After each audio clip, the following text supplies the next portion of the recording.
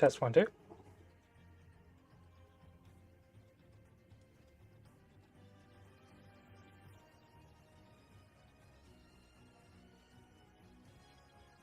Cool. Looks like my audio is working. Okay. Fun fact, they only gave me 2 out of the 3 games. So I don't have the third game.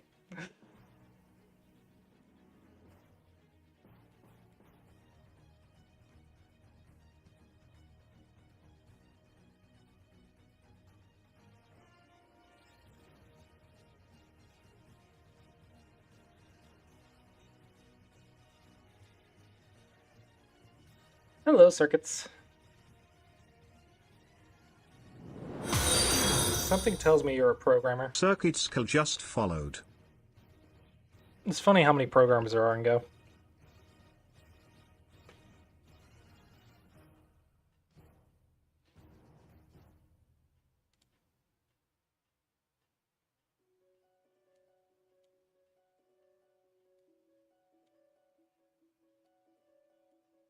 Like, on Twitch or in the Go category?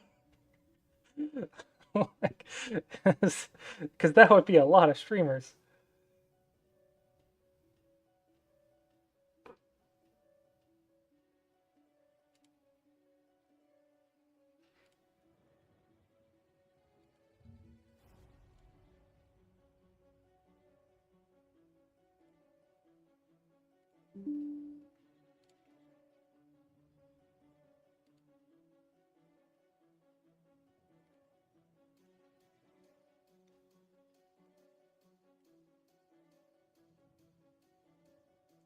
Hey Milan, I only have 2 out of the 3 games.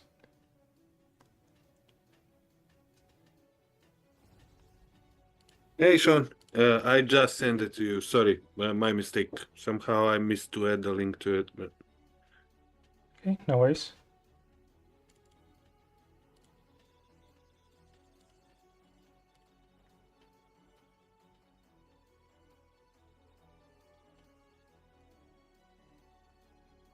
Not that many people today,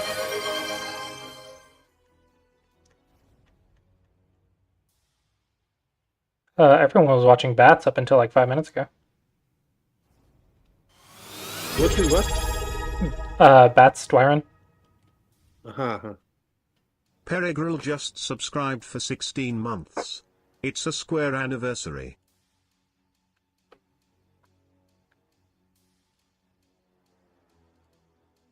Okay, I'll go ahead and move to room 1. All right. Have a good one.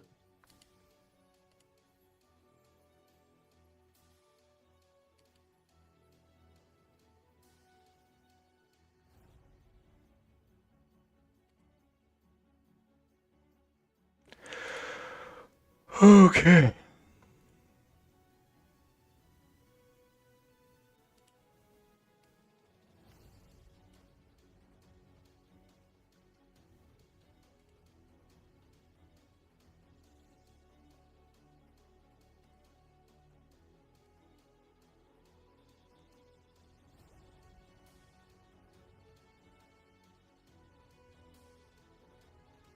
Paragrill, are you in Oh, are you just talking about this? Oh, it's like, is this your game?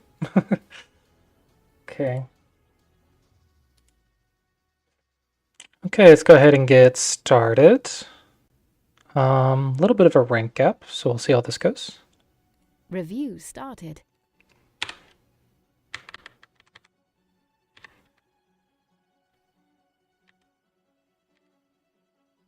Okay, I like that you're trying out pincers. Most of the time I see people avoid them, and I think it's really good to try them out.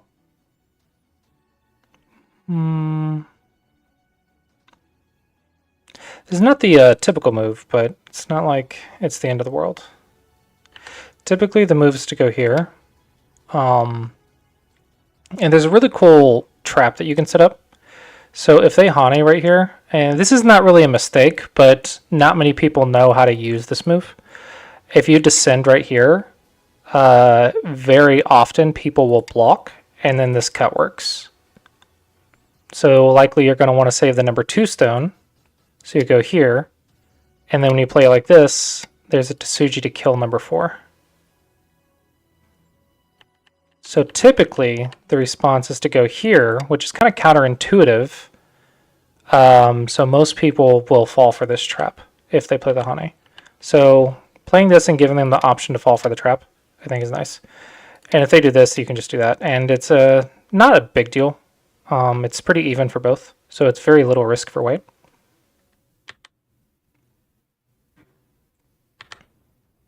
Oh, this is a mistake. Definitely need to fix this way. The big difference is the connection between O3 and Q2. If we play like this, you can see there's only 2 liberties. So when I cut right here, it's 2 to 2, but I play first. Right? But if you play right here like you did in the game, now this stone dies. So this is the difference of being connected versus not being connected. So very large difference. Connect with 1 cutting point, not 2 cutting points. So white, I think it's very important for you to understand how cutting points work and how big they are. They're a lot bigger of a deal than you might think. It's the entirety of Q ranks is learning about these cutting points. Do not underestimate them. So black, you definitely missed the chance to cut your opponent right here. Making a base is good habits.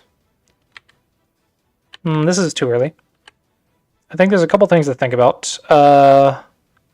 Locally, the cutting point's really annoying. But I don't know if you want to fix, because locally, if I go here, exchange this.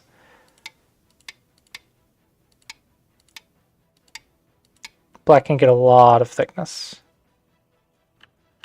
But if I try to fix it, then it feels like I'm wasting a move. So I don't know. On the other hand, black's 4 stones don't have a base, so you want to pincer. But you can't pincer if they can squeeze you like this, because now you're a weak stone. So it feels like you can't play in the bottom right until you play this move. So it feels like you're a move behind in the bottom right. Big move wise, we have the left side and the top side. So this is too early. I like black's habits, making a base. I think you need to look at cutting points more though. Okay, good.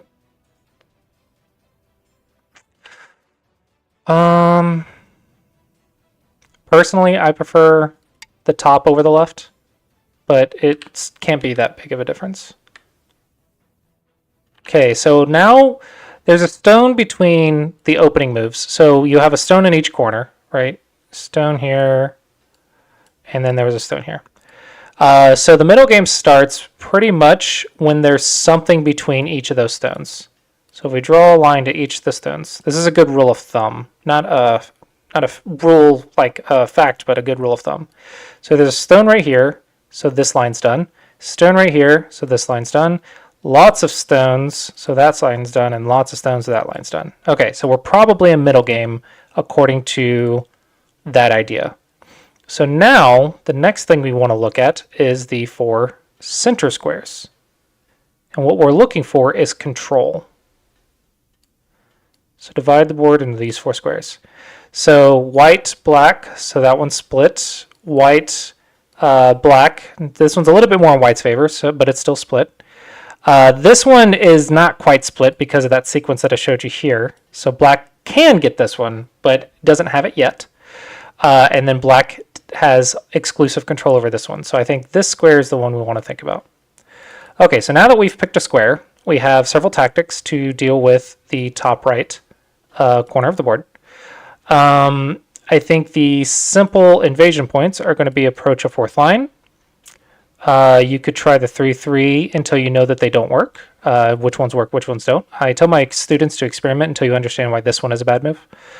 You can try the shoulder hits here, here, and here.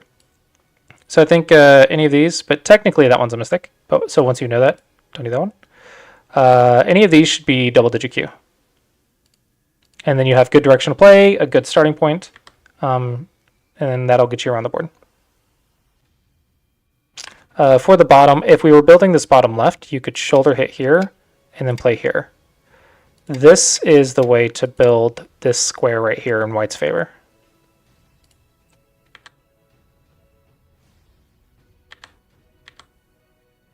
Okay, black, you're going a little bit crazy. Kick usually equals Nebby. Yeah, this is not good because black owes a move on... right here, black owes a move on 2 stones, but you can only fix one of them.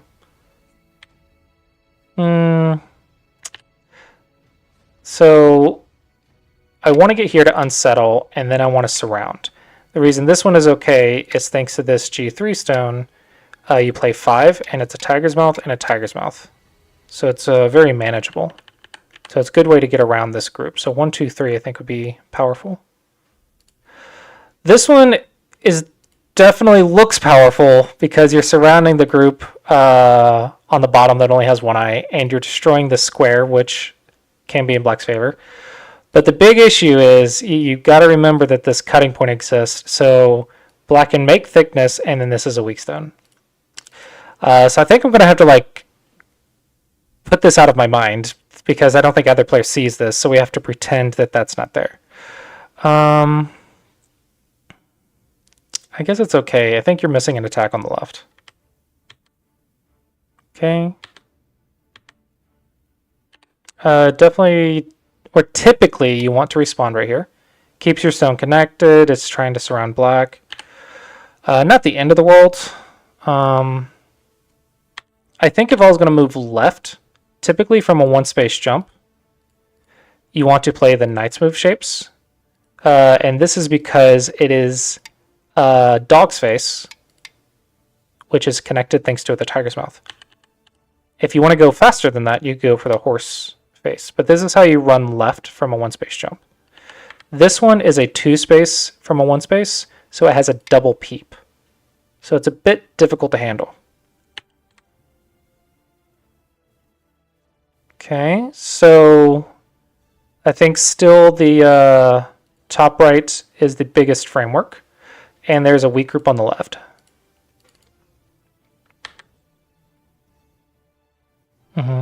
This is fine for the right side. I would like you to learn shoulder hits, though. You learn shoulder hits, and then you learn attachments.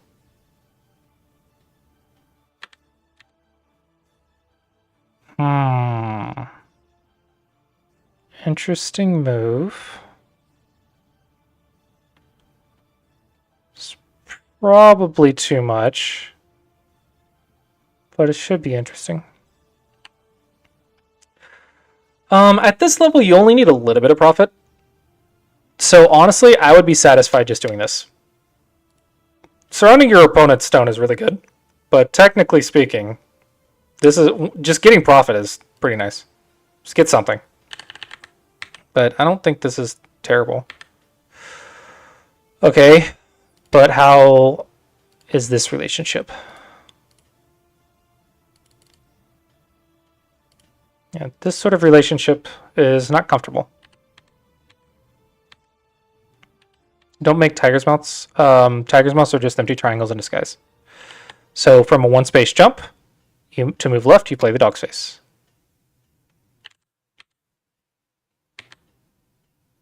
Okay. This is potential for a squeeze to suit you, but you gotta be careful. Don't kill your own stone.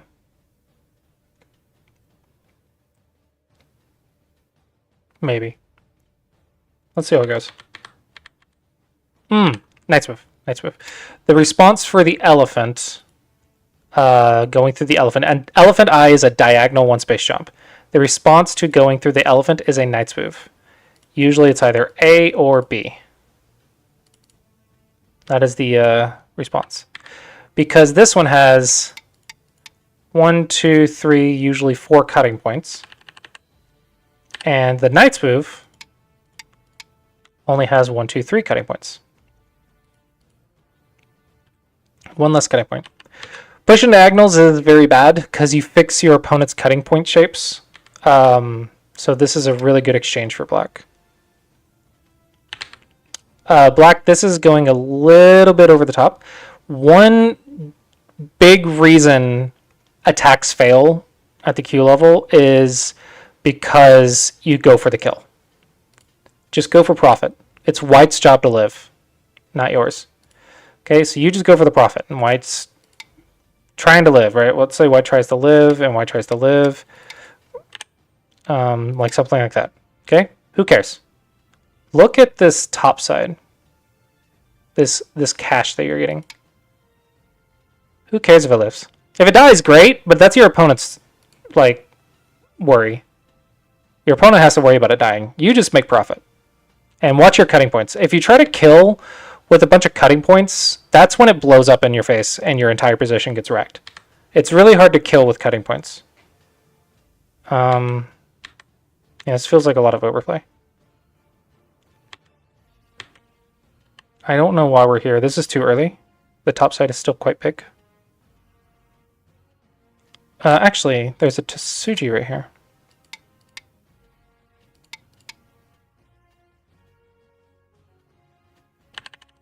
So, here, here, here, here. Okay, good. That is a lot of cutting points. 1, 2, 3, 4, 5. Because imagine we push. It's 2 more cutting points.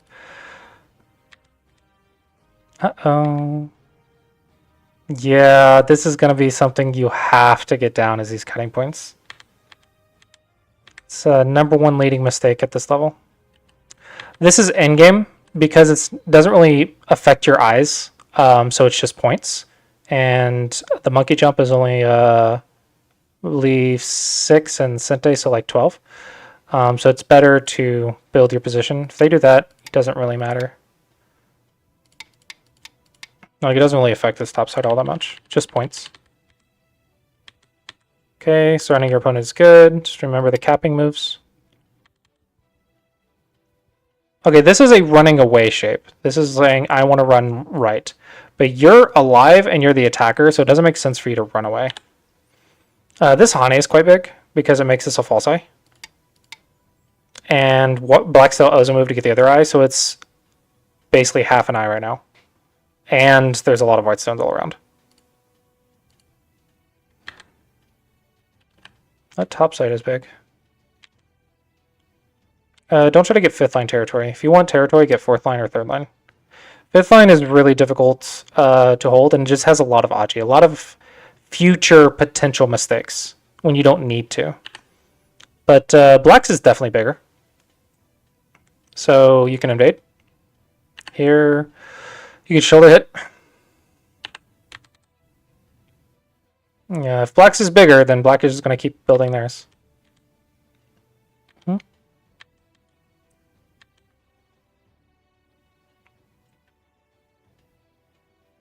No, should be good to destroy White's because yours is bigger than White's. So if both of these get destroyed, then Black should have a little bit more. Careful, you're doing the cutting point thing again. Nope, turn. Turn, turn, turn. Turn or just connect. Don't leave all these cutting points laying around. Don't push diagonals. Pushing diagonals fixes all of the cutting Aji.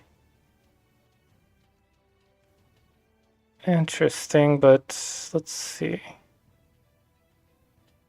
Maybe it's okay. There's more cutting points. Should be okay though, because of this move. But let's start seeing how many cutting points we have. 1, and then this is the cut. 2, 3, 4, 5. So if I'm trying for it to Tsuji somewhere, what can happen? Let's see. I go here, here, here, here, here, here, here, here. It's almost a Tsuji, but not yet. It's getting really close. Really close.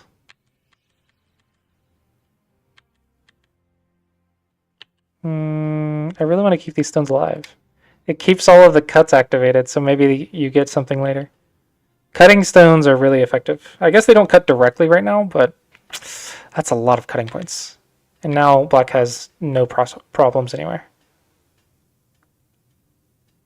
Yeah, unfortunate. Just block. Fix the cutting points here. This is what's keeping you alive. Okay, now we're at endgame. Okay, and the way... Actually, no, there's still this attack on the left. Black can just straight up die right here. The hint is this square is done, this square is done, this square is done, this square is done. If there's no weak groups and the 4 squares are done, just start endgame. So if you don't see that this is a weak group, just go boop, boop. Sente moves, Sente, Sente, Sente, Sente, Sente, Sente. This is a lot of cutting points problems. And then you can Nobi, if you don't see that's a weak group. Nobi, Nobi, Nobi. Then push the borders, and just do all the endgame stuff. You can get a lot of points, probably worth like 20 or 30 points to get the timing right.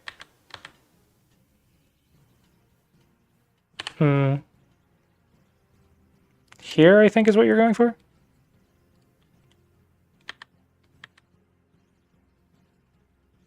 This is not a Tsuji. This is just straight up cut. I go here, you go here, I go here. It's a cut.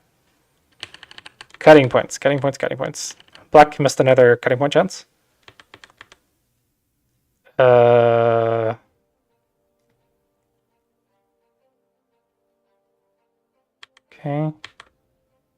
Okay. I have no idea what this move does. Just connect your group. Uh-oh. Last chance, connect your group. Oh, not that. You can connect here. You can not connect there, so just here, I guess. Also, you can still check the corner, but this group's going to die now. Uh-oh. Uh-oh. Okay, but what if I go right here? Ah. If I go right here, you go right here, I go right here, you go right here. I throw in, your whole group is dead. It is an I versus a no I. Do I lose the race? I might. That's assuming there's not another problem here. Okay, so this is losing track of the big picture. Yeah, black has too many weak groups. And this is all because of the cutting points. If you can't handle the cutting points, then you get a ton of weak groups and it gets really, really hard to play. This is still a cutting point. Go here. I'm going to say that's the big lesson in this game, but I'm out of time, so hopefully you both found this review helpful.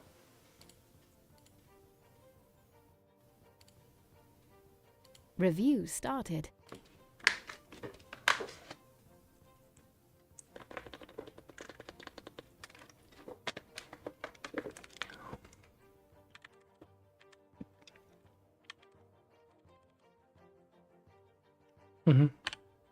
I recommend a third line till 5Q.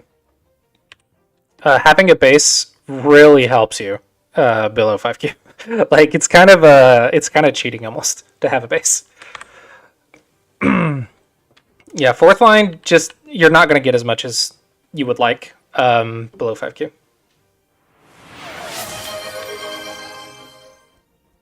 The Amaranths gifted 5 subscriptions to the community. So, both the top and bottom, I talked about this in the last review as well. There's a stone between the corner moves. And there's a stone between the corner moves. And in addition to that, it's on the third line, which means it's settled. Third line is settled. Fourth line is developing. So the top and the bottom are both uninteresting for the opening now. So the only thing left in the opening is the right side. Just a little bit of a slow move.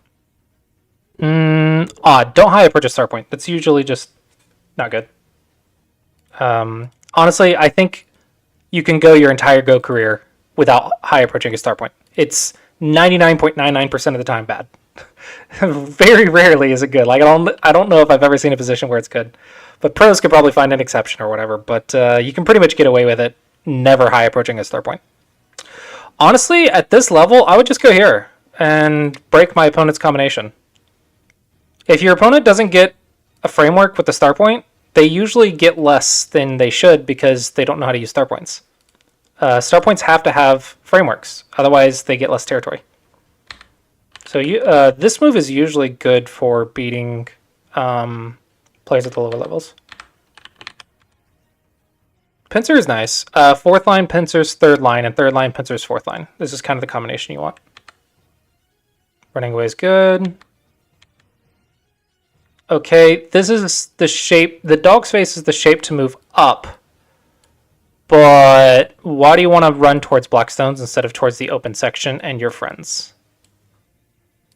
So I think if you want to run away, just run away. So Black gets a lot of solid cash, and you didn't even get an eye out of it yet. It's too expensive. This is just tanuking a weak group. You are not alive. You still need to run away.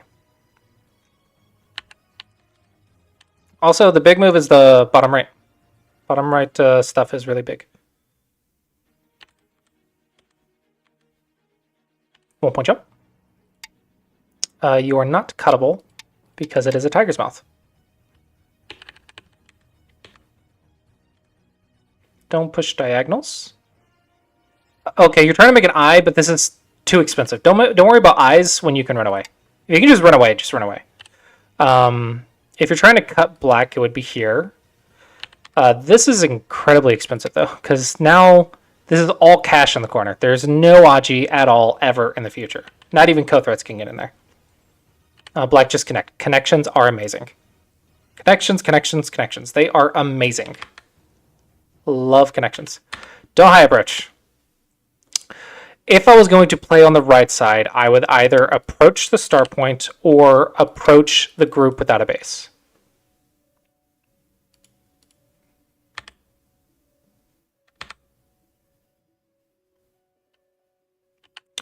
Again, low pincer or high pincer's low. I think at this level, I would probably say here for the reason of you're trying to make a base while also pincering. So it has a very nice relationship while also pincering. Now, typically, this one would be perfectly fine, but learning how to keep up with a 3-space extension for a base is difficult. Probably you need to be like 3Q maybe? 5Q, 3Q? I don't know. So I think just to make your life easy, this would be a nice pincer because it makes a base and it takes the base.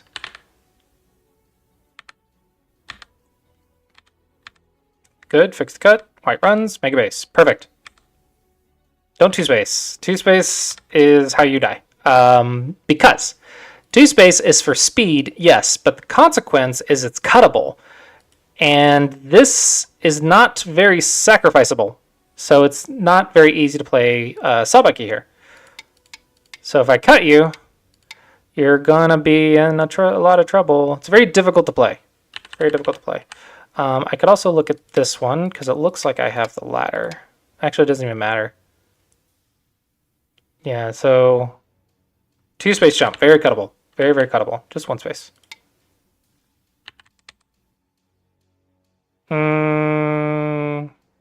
This looks like you're trying to make territory. Okay, so I think I want to help my weak group. I want to cut that, and I want to attack this. So I would love to do that, attack that, and cut that. Okay, this would be my dream position. None of those are on the left. So look at the weak groups. Try to avoid a 2-space into a 2-space. 2-space into a 2-space can sometimes, not always, this one might be okay, lead into this Tsuji, where if you save this one, I cut you. And if you save this one, I cut you here. Now in this case, you have an extra stone, but it's still quite dangerous. So be very aware of the 2-space into a 2-space because of the crosscut. Just keep in mind. If you wanted to play on the bottom, it'd be one space. Safer, stronger, better, less chance for mistakes. Another option is actually to attach, but this is usually reserved when you don't mind giving the cash. I think I probably would not do it on this board, but this is another way to get the bottom. Right now, it's all about these weak groups, and everyone's making territory, so touch, nobody. So misunderstanding of the position. Yeah, this is in-game. Ooh, it's not a cutting point. Only fix the ones that are cuttable. This is not cuttable. Therefore, it's not a cutting point. Therefore, you waste a move. Okay, this is still cuttable. Because Knight's moves are cuttable. This one I like because it connects your stones together, so it's good for defense, but it is kind of not attacking. And I feel like you're probably doing it for the cash and not for defense. This is one of my most commonly said phrases. Knight's moves are cuttable, so they are not good for defense. So if I just push through and cut, your group is in a lot of trouble. Emotional, damn it!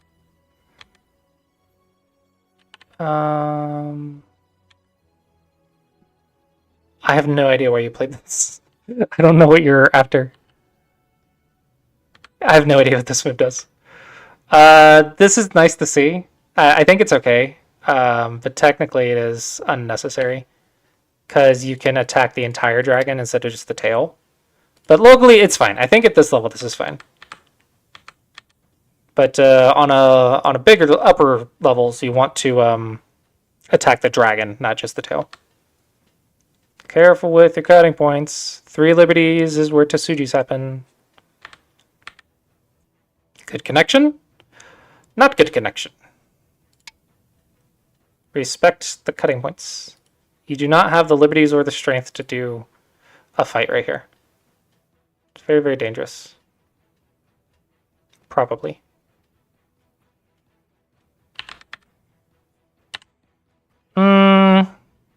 You want to go to the center, just 1 point jump. Otherwise, try to attack something in the center. Don't try to get stuff in Gote. Okay. The open section though is this chunk right here. That's all that's left before in game. So that's where I would focus my efforts.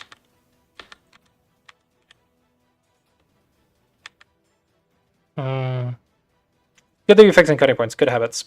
But technically unnecessary. So if I go, what, peep? Maybe peep, peep, peep. And then jump. Maybe 15 points. And if they go here, I can just connect. If they cut, I can just sacrifice 1 stone. Actually, sorry, connect is better. Okay, nice cut. Start a fight. I think a fight is very interesting.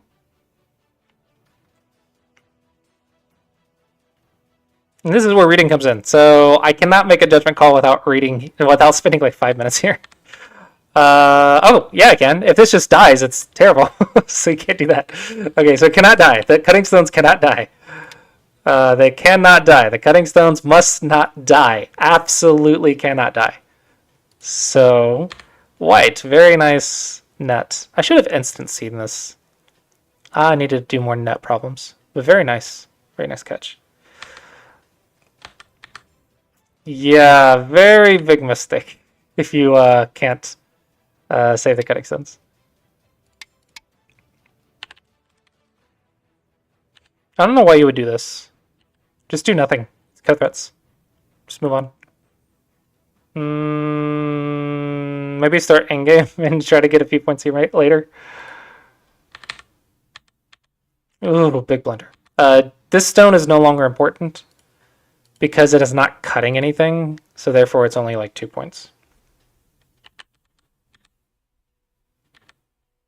Ah, no. This is twice now. Don't fix cutting points that don't work. You're wasting moves. So if I jump to save my 3 stones, and you go here, I just capture it. Maybe you're worried about the peep. So I go here, you peep, I connect. You go here, I go here. You're still captured. Nice. 1 point jump is easier.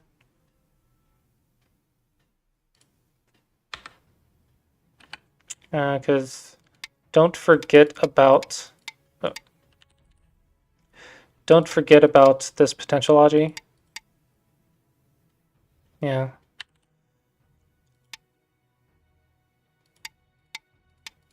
Like there's a lot of Aji. Now it doesn't necessarily work right now, but 2-space has a lot of potential cutting Aji. So maybe I can make something like this work. Da, da, da, da.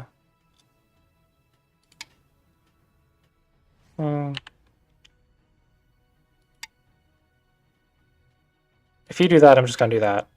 Probably. I don't know. I would want to read here and come up with something to against the cutting points. Okay. This is just dead. Oh. How odd.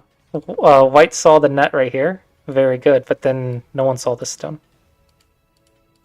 So I'm not sure. I'm not sure what the difference in reading is, but there's a difference. And just 1 point jump. You just connect to your friends, and everything's alive. This is a little dangerous.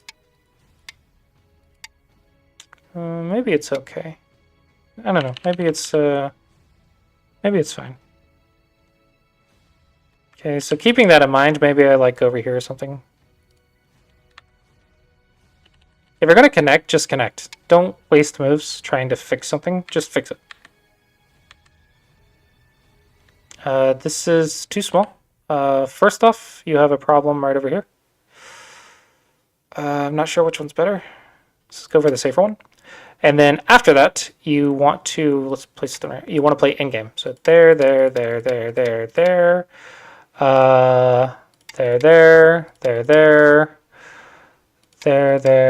No, I can't do that. Can't do that. There's a clamp to Suji.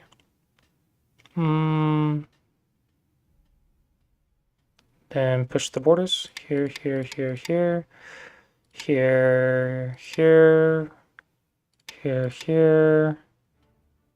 Then here. Now we can do that.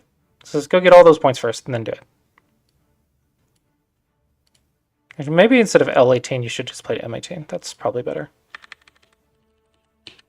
Don't be fancy. Don't be fancy. If it doesn't cut, don't cut it. All right? Just block. You're trying to be fancy and you're gonna die. Yeah. Fancy people go broke. They spend too much money. And in this case, you're spending too many stones. This is a bunch of Dame moves. Nothing is happening right now. This is overplay because you can just get cut. It's very interesting. So white can capture the cutting stones with the net right here. But both right here and right here, you are assuming that you can get out. So maybe you're good at seeing your opponent's cutting points, but not your own. So that would be blunder. And black, you need to see cutting points in general. Or how to save cutting stones and how to cut in general.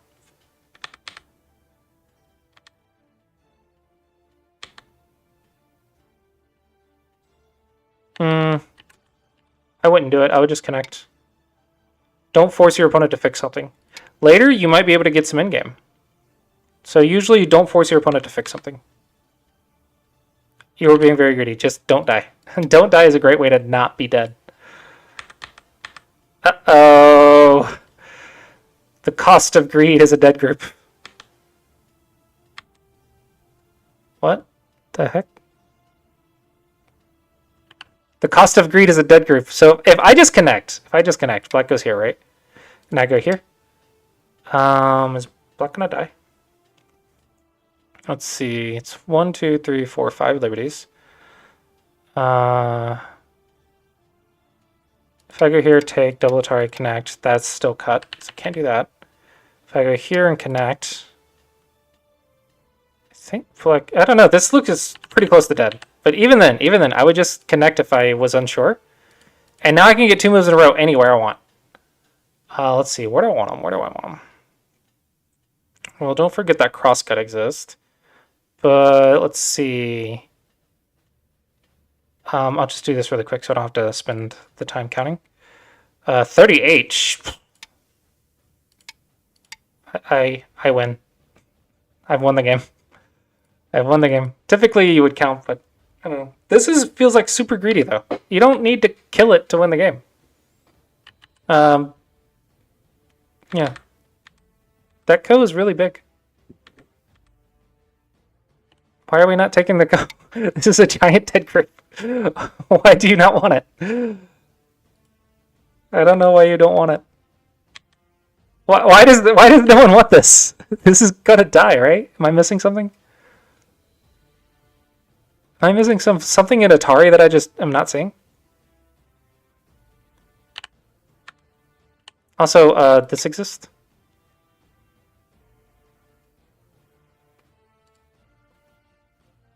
I don't know what this move does. Yeah. That was a big move. If you're going to fix cutting points, fix it without co-threats if possible. Because there's 2 co-threats right here.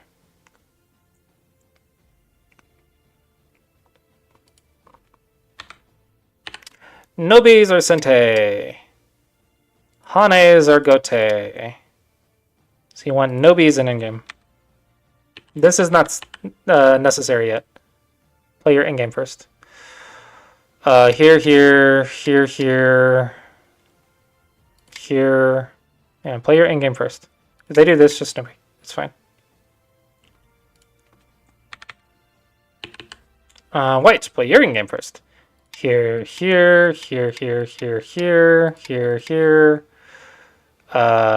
Squeeze this probably is the answer. 1, 2, 3, 4. 1, 2, 3. Maybe it doesn't squeeze yet. Maybe here. There's a lot of Aji right here, though.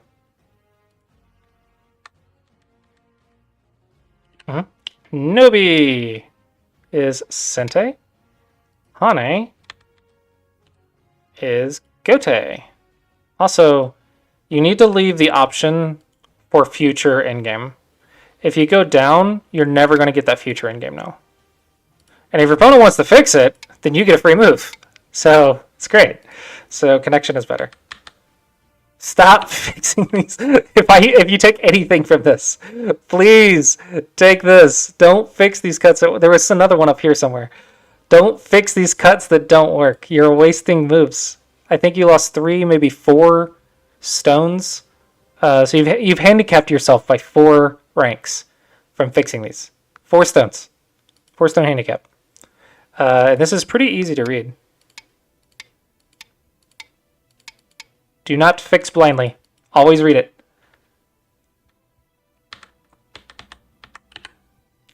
Cut. And White, stop being greedy. If you take anything from this, White, stop assuming your opponent's not going to kill you. Okay, so those are my big tips for both of you. So hopefully you both found this review helpful. Review started. Xenome, check my YouTube. Like youtube.com/Clossius. I should have something for you. But Aji specifically, usually it's relative.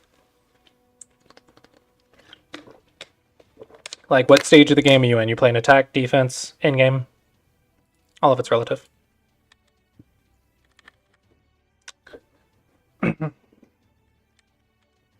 The heck? What? No. Don't do this. Don't do this. This is silly. Okay, so first off, if you want to block the corner, right here.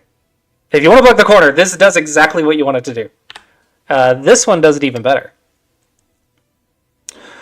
In the middle game, you want to focus on cutting points. Like, legit, just do net problems, ladder problems, squeeze problems, and do like 100 to 200 a day. Like, super easy ones. Because your eyes need to see cutting points and how to capture the cutting stones.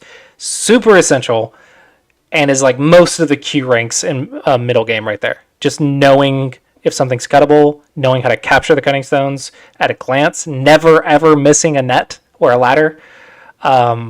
So just doing like 100 easy ladder problems a day can make for an entire year, makes your reading like really sharp. Okay, so I'm trying to figure out what level we're at.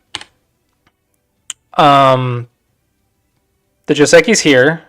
And if you want to kick, then you Joseki's here. So I don't know what this move is. Making a base is good habits. You won't go with 1 space from a start point. 2 space is a little difficult, or a little scary. 2 space on the 4th line. It's not that it's not playable, but it gives you more chances to make a mistake in the future. So in my mind, I think just fix your position, and it's a lot easier to handle in the future. Black, don't force your opponent to fix their 2 space jump, because now you can never do anything in the future. We're still in the opening, so open sides. So you can do the Chinese opening. You could do Kobayashi.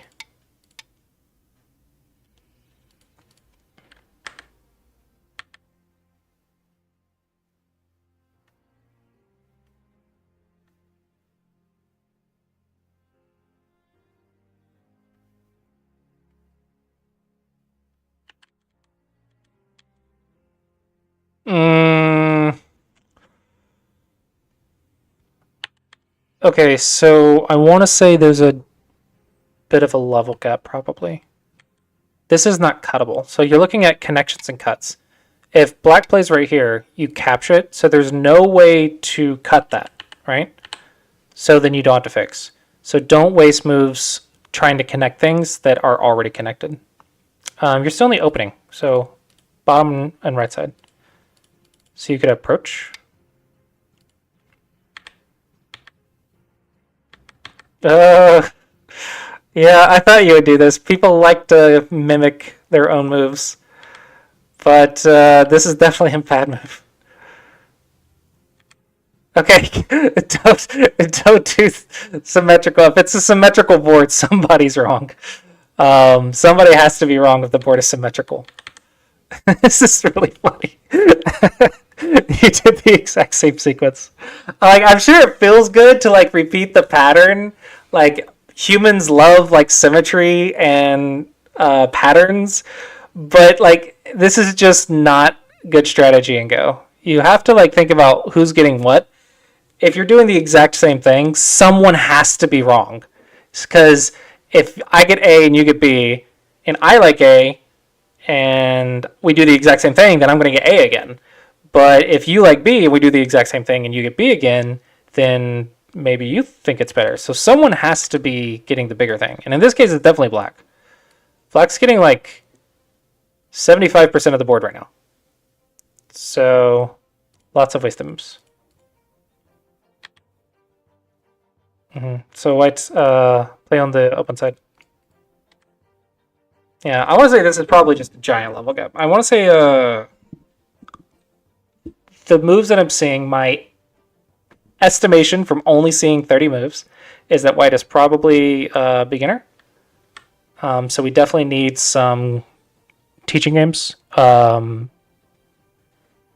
want to say you probably play some 9x9 and 13x13 maybe. But for 19x19, I think you will need to watch some basic videos. There's many people, mine, Bats, Nick Sipicki's, Benkyo's. You can ask people for teaching games. I think it's also very nice. There's lots of communities, several Discords. There's the OGS forums. Gokibits.com, I think a lot of people don't know about. It's good for getting your games reviewed. You just post it there and then come back the next day and see people left comments on your game. It's a nice little correspondence review. But this is pretty much over at this point if white never does anything on the right side. Okay, second line cuts. That means you need 9x9 practice. Second line cuts need to be mastered before the 19x19. Black, you can keep going. If they do this, it's a double. Oh, fudge. Sorry. You just go here, and then you can double Atari stuff. But okay. That's fine. Whatever.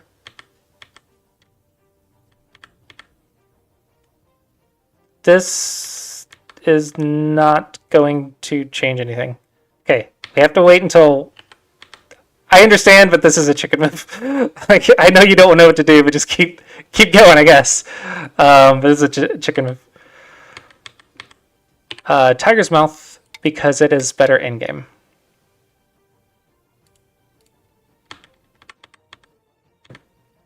Okay, so we've gone in. All right. So this is a good lesson on how to kill invasions at the end of the game. Oh, you actually know it. You attack the eye space from the second line because there's nowhere to go. You have no friends in this half of the board, and there's a giant wall with no weaknesses. So this stone, in theory, should die. Good. I think I would play a Knightsmith, though, because I want to push it towards this, not that. There's more eyes over here than over here. That's fine. I think you're doing quite well. Surround is good. Don't push diagonals. This does not help the eyes, or take the eyes. Just play your head. This is where the shape point is for white. So it's got to be your shape point too. If you're white, you're not going to go right here for the eye. Right? So there's no point in taking that. You would go right here to try to make the eye. So that's the move you want. The response to a diagonal one-space jump, or an elephant's eye is what it's called. The response to an elephant's eye is a knight's move, because it has less cutting points. This is a double peeped one-space jump. It has a lot more cutting points. Cutting points is a good way to let this group live. The only way it lives is either it gets out, kills something, and captures cutting stones. So cutting points and escaping. Those are the only two ways it can live. This is nothing. If you let that stone go, it's a false eye no matter what. So it's not a move. Okay. Don't push diagonals. Has nothing to do with the eyes. It's almost alive. I guess you gotta go here, even though it's really ugly shape. At least it's still dead though. Then fix your cutting points. Do that and fix your cutting points. Okay, white, trying to live, very good. Tiger's mouths are another way to do it. Tiger's mouths lead to eyes. So a good way to think about eyes is when you're trying to live, right? First you move with a one-space jump, okay? And then when you're trying to make eyes specifically, this is an eye concept, the next move to make the eye is the tiger's mouth. And the move after that is the eye, okay? So if you play a Nobi, how are you going to make the eye? Like how do you surround, because that Nobi doesn't help you. Right? So the shapes are usually jumps, tiger's mouths, and then panukkis. Now, once you're getting the eye, then you need to think about the corners of the eye. So in this case, you do get an eye right there, but a tiger's mouth will give you another eye right here. And then after that, you can think about, okay, how many corners do I have? Because you need 3 corners of the eye to make it real.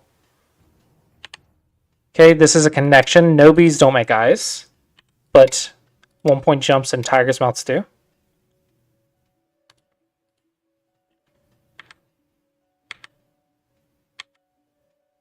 Oh, Black, you chickened out.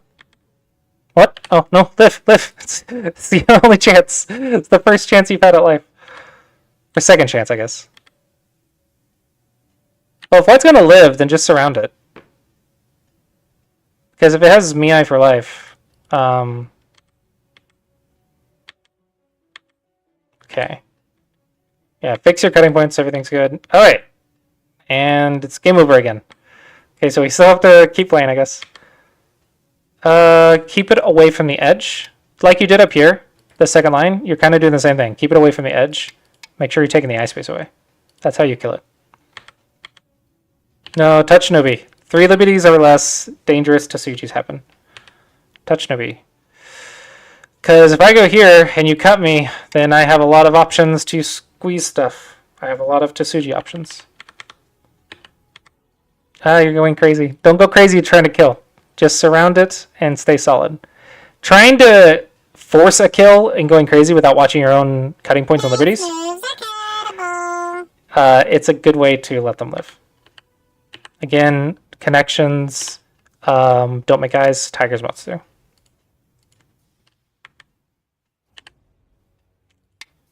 You need liberties on this stone somehow. Maybe just here. Maybe here is okay.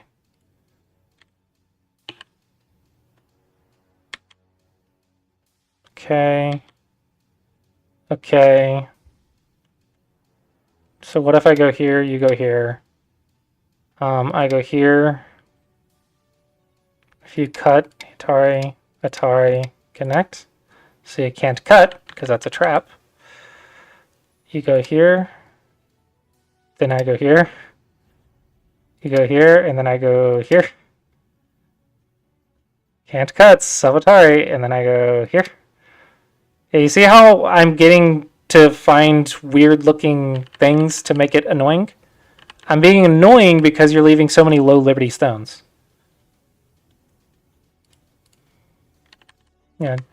So, strong Liberties. Actually, no, yours is correct in this case. This one's fine. So, white needs 2 eyes to live, so I would fix all of this first, and then I could take that eye. Defense first. This does not make an eye. So I think white, probably you need some 9x9.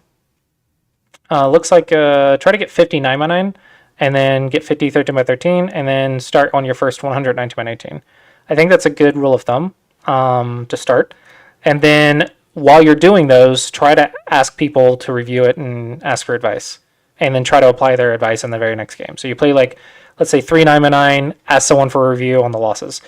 Another 3 to 5 9x9, ask someone for a review. Another 3 to 5 9x9, and you do that for like 59x9, and then you do it again for 13x13, and you do it again for 19x19.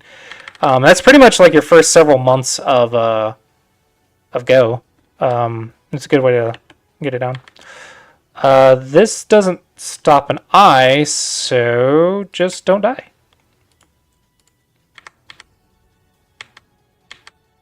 There's cutting points. If I capture something, it's an eye. So just don't get captured.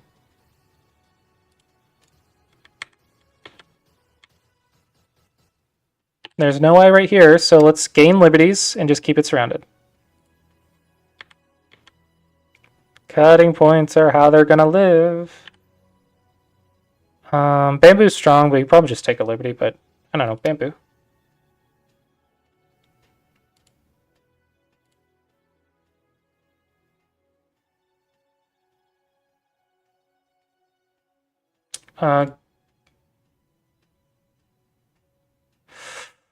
To answer the question about reading, if you can read a ladder, then you could probably read like 100+ moves. So ladder is a lot of moves. But if you're talking about like depth, usually you're including branches. The biggest key to reading is to be able to see all the branches and all of the basic shapes. So double digit Q, you're learning nets, ladders, throw into Sujis, how to make 2 eyes. At single digit Q, you need to do all of that, but see it 3 moves before it happens. And then Dawn level is like 5 moves before it happens. So if you can read 5 moves, you're a Dawn player. But those 5 moves, you have to see every branch and notice any basic Go problem. Okay, so if you can read 5 moves perfectly, you're a Dawn player. And when I say perfect, I mean not missing a single double-digit key shape 5 moves in advance. Okay, so that's the key to strong reading. Just master your fundamental shapes. Basic Go problems, 3 space I, 4 space I, 5 space I, 6 space I, 9 space I, J group, nets, ladders, squeeze, throw into Sujis, and that's pretty much all you'll need, I think. Those are the big ones. 9 space I is Carpenter Square, yeah.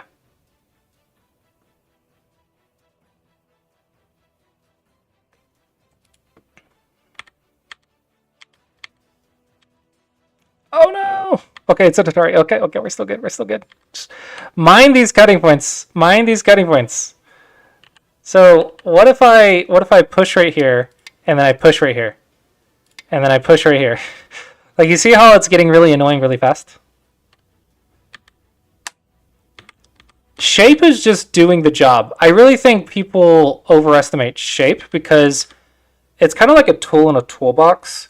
If you have a good shape or a good looking hammer, the hammer is useless if you're trying to screw in a screw. Like, a hammer's, I don't know, I don't really have a good metaphor for that. Okay, here's one. Like, if you're trying to chop down a tree, right, and you're trying to use a screwdriver to do it, you're not going to do it very well, right? And so it doesn't matter how good looking of a screwdriver it is, doesn't matter how expensive the screwdriver is. It's a really great tool, and it'll be in everyone's toolbox, but you're not going to chop down a tree with it, right? So it's more important to know what the job is and to have something that does it decently than to use it perfectly, than to use a perfect shape, right? So shape is literally just movement, how you're moving around the board. So if you're trying to stay connected, then 1-point jumps, tiger's mouths, stuff like that. If you're trying to surround your opponent, Hane's, Knight's moves. It just depends on what you want to do. And then that could be a really big key to making it work or not. That's what makes shape good or not, is what are you doing? And that's what makes it good or not. Okay, still have a couple minutes. So we can keep answering questions. I don't know how much more we can go over this game. We kind of stretched it to its limits at this point. Any more questions that I can do? I still have a couple more minutes. Connect your cutting points. Connect your cutting points.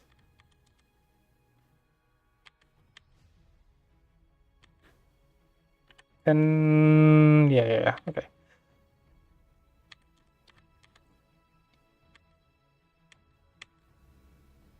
Okay, oh, Elephant's Eye, you want Knight's moves? Just being able to instant recognize that is shape knowledge. Like Elephant, Knight's move, because it only has one cutting point, whereas a 1-point jump has 2 cutting points. Okay. Yeah, I don't know what else black is supposed to do. Just don't die anywhere and you're good, I think. Yeah, okay. Unfortunately, this one was just too much of a level gap. Yeah, so I'll go ahead and finish this up and then pass it over to Bats.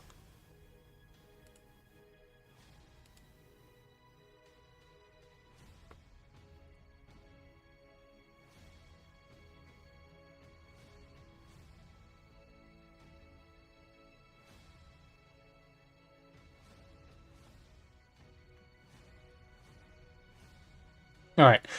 I got hooked in the game in December 2006.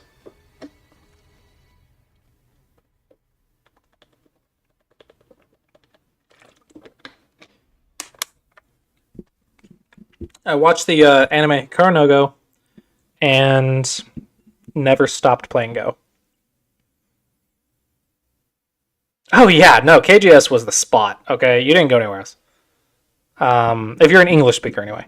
Like, obviously the Asian servers were better, but back in the day, we had one English place to go. We did have IGS, which eventually became PandaNet, and that was good, but there was no speaking there, right? You just went there to play. There was no community. The only English community was KGS, and it was quite nice, honestly. It was really, really nice. And it would still be KGS if they had continued developing it.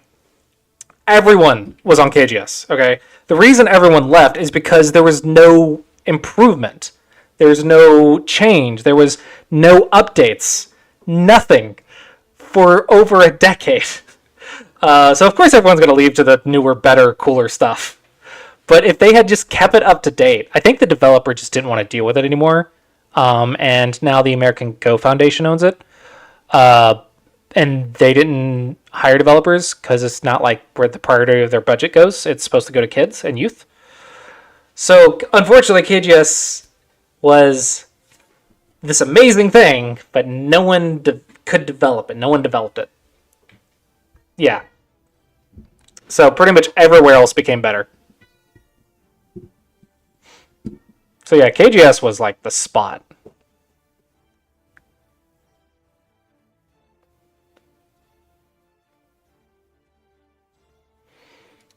I will say PandaNet looks better. I want to say the big thing that sets OGS apart is the API, I think. Also the fact that it's called the online Go server, that's just like genius URL, okay? The fact that no one had claimed that was insane. The online Go server. What are you going to search? I want to find someone to play Go online. What are you going to search? Online Go server. Guess what you're going to find? Oh, does it? That's cool. That's cool. I'm really... I wish more people would work on OGS. Because I think... No. I'm saying something and I'm immediately knowing that what I'm saying is wrong. So I was like, I think you could easily implement an AI Sensei button. It would be super easy. You click a button, your game's uploaded AI Sensei. Here's the problem with that. Okay, here's the problem. OGS needs to make money. So when you go to support OGS, you're getting the AI reviews. Okay? So why would it put a button to send you to someone else's AI reviews when it needs you to pay for it? Yeah, but like OGS needs to make money. That's the big thing is in the Go community there's not enough money. I think that's a big problem. Like everybody wants to make everyone needs to spend money if they want the Go community to improve. I don't think people understand how things improve is from spending money in it. Money changing hands buys people's time to work on the thing and improve the thing. A lot of Go players, a lot of Go players cannot dedicate the time to building and supporting the community because they have to make money somewhere else. They have more important things to worry about. It's not going to put food on the table. A lot of hide-ons do not go pro because there's no reason to. They have a future career to consider. Does Panda? I don't know. I didn't know they implemented that on PandaNet, but if they did, very cool.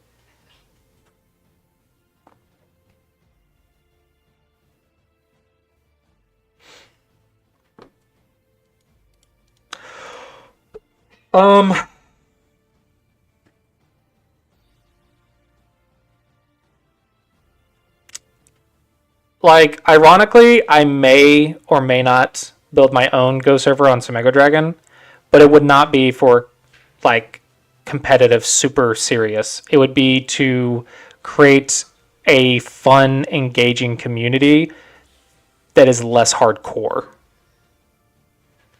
No, it would be TDGS.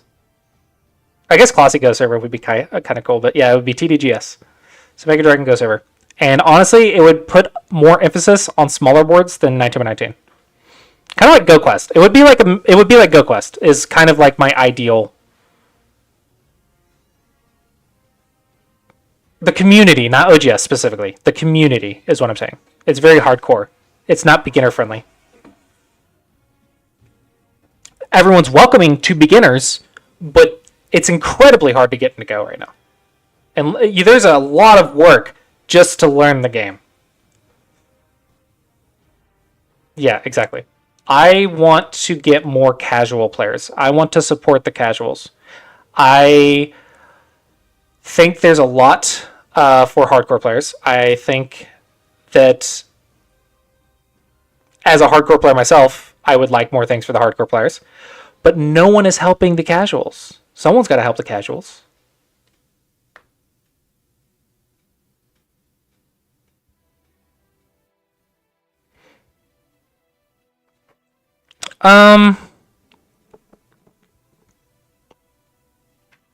I know people think that, and I agree that it's much better than community-wise. It's very welcoming. The ability to get the players into Go is incredibly bad. So, imagine it this way. It's really hard. I think this is a good example. It's really hard to teach kids martial arts, like single-digit age kids, because they're not going to beat an adult, right? So you wouldn't teach them like things like you would an adult. They have to have their own little baby competitions, their baby belts. But everyone's trying to say this is the path to an adult black belt to like an 8-year-old. It's not possible for an 8-year-old to get to an adult black belt. They'll have kid black belts. Yeah, it's just the metaphors. I'm trying to make it like something understandable and relatable. I'm not saying it's like super exact comparison. There's not enough baby belts. There's too much hate on 9x9 and 13x13. There is not enough love for 20Qs. Being a 20Q is bad. Here, let me help you get out of it. You don't want to be here. You're not even playing Go yet. Here's how you get out of 20Q. Being 20Q is bad. Most people will never get out of 20Q. Okay? And when I say most people, I mean like regular people. Not the hardcore Go players, not the people who are going to play Go for many years. Like, how good are you at checkers? Right? How good are you at chess? A lot of people know how to play chess, but don't play it very well.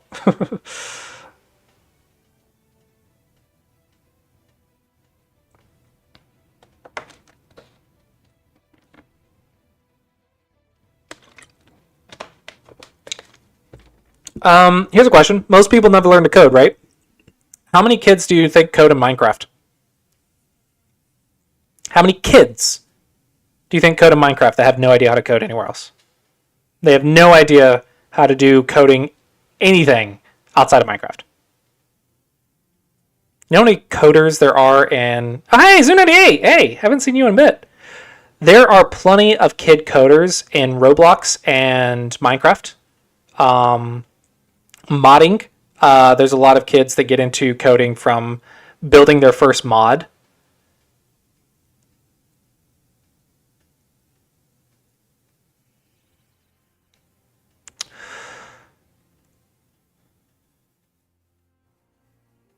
Go is not a fun game, quote unquote. And people hate that I say this. Okay, if you compare it to like Minecraft, if you compare it to first person shooters, sports, Go is boring. Okay, it's not hype enough. But if you get on TikTok, how many videos have you seen of like marbles racing or the random objects on a treadmill, which object will last the longest, right? And it's like super hype, right? So why are those successful? I think there's not enough hype. There's not enough energy. There's not enough fun. I'm in it for. I actually don't play it right now. I enjoy playing it at a hardcore depth, but my focus is on teaching and making a living. I can't focus on improving. I would love to. I would have loved to have been a professional Go player. I think I very easily could have become a professional player in America if I could have dedicated the amount of time to the game as I do for teaching for the last 17 years. Here's the thing, you never stop improving. So why is it only fun if you're a certain rank? You never stop learning Go. You're never not bad at Go. You're always bad at Go. I think people find it a lot more engaging when they can understand what's happening. I think that's the big point that you need to get to. If you can understand what you're looking at on a very basic level.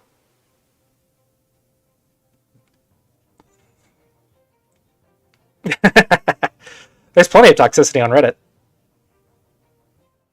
Dude, can you imagine trying to ask Go players for money when they're like, hey, no, I don't pay money for this. You know how much crap is out there for free? You know how hard it is for me to market a Go problem app for a subscription, mind you, when there's plenty of Go problem things for free? People hate paying money in the Go community. This is true. This is true. You want to know another game that is really boring, okay? But is insanely successful? League of Legends. It's much more fun than Go, mind you, but I have played League of Legends, and I have done hundreds of hours of research on what makes a game, okay? League of Legends is a very boring game for weak players. The first several minutes of League of Legends, I believe, several minutes. I forget how long a match was, but the first chunk is really boring. Okay? The first chunk of the game is really boring. Now, when you see the pros all come together, it has its hype moments. That's amazing, right? And visually, it's a lot more interesting to Go because when you have those hype moments, you can see someone's getting hit. In Go, you don't see that. But if you're talking a general game sense, very few parts of it are actually fun and engaging. The rest is just the build up to that.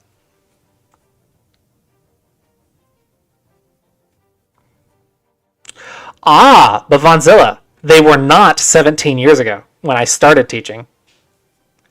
Me and Bats both actually, there was a lot of people that were offended that a mere amateur charged money to teach. Back in the KGS days. Because Dawn players would review games for free. There's an entire room called the KGS Teaching Ladder. You could just post a game there, and someone would review it for free. A lot of times, Dawn players would be there too. Review it for free. So why would they pay money to an amateur? But now it's like, why would I pay money to a pro that doesn't know how to teach and I'm a 15Q? Like, pros are not very 15Q and 20Q friendly. Oh, man. Here's a good example. I really love Nsong, okay? I'm a big fan of Nsong's teaching. His lectures are phenomenal. He really knows his stuff. He is not 20Q friendly. Yeah, I'm not saying the pros can't be good teachers.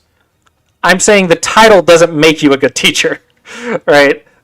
Being a pro doesn't mean you can teach 20Qs or 15Qs.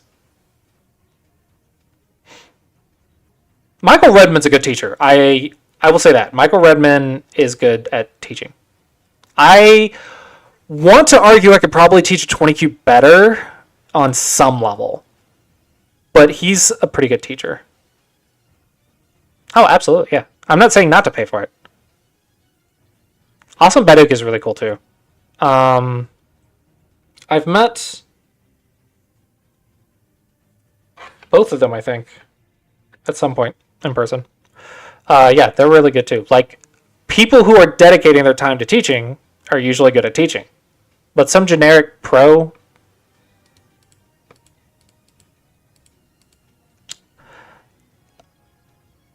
because they're willing to pay the 9 pros rent.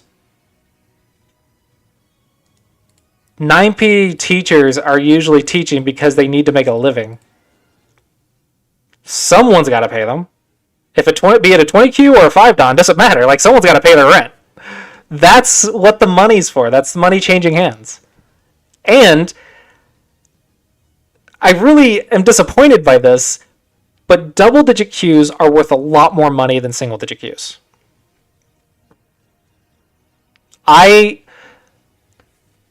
get a lot more. It's a lot more lucrative for me to focus on DDKs in my job, even though I would love to focus on SDKs and focus on getting you like the 3Q to 1 non would be fun.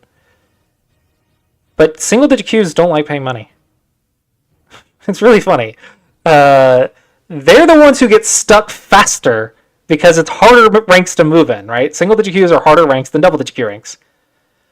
But they put in less effort, less money, and care a lot more about it than double-digit Qs. It's just really ironic.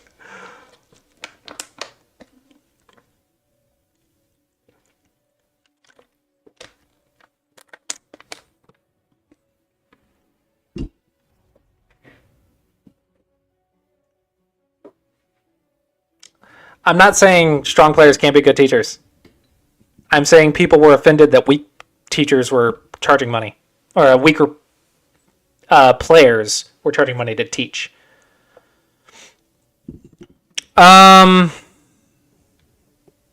Some, but most don't.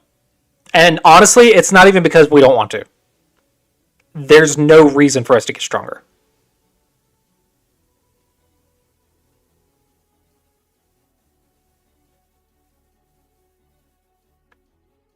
I'm talking like in general. I'm not talking about anyone specifically.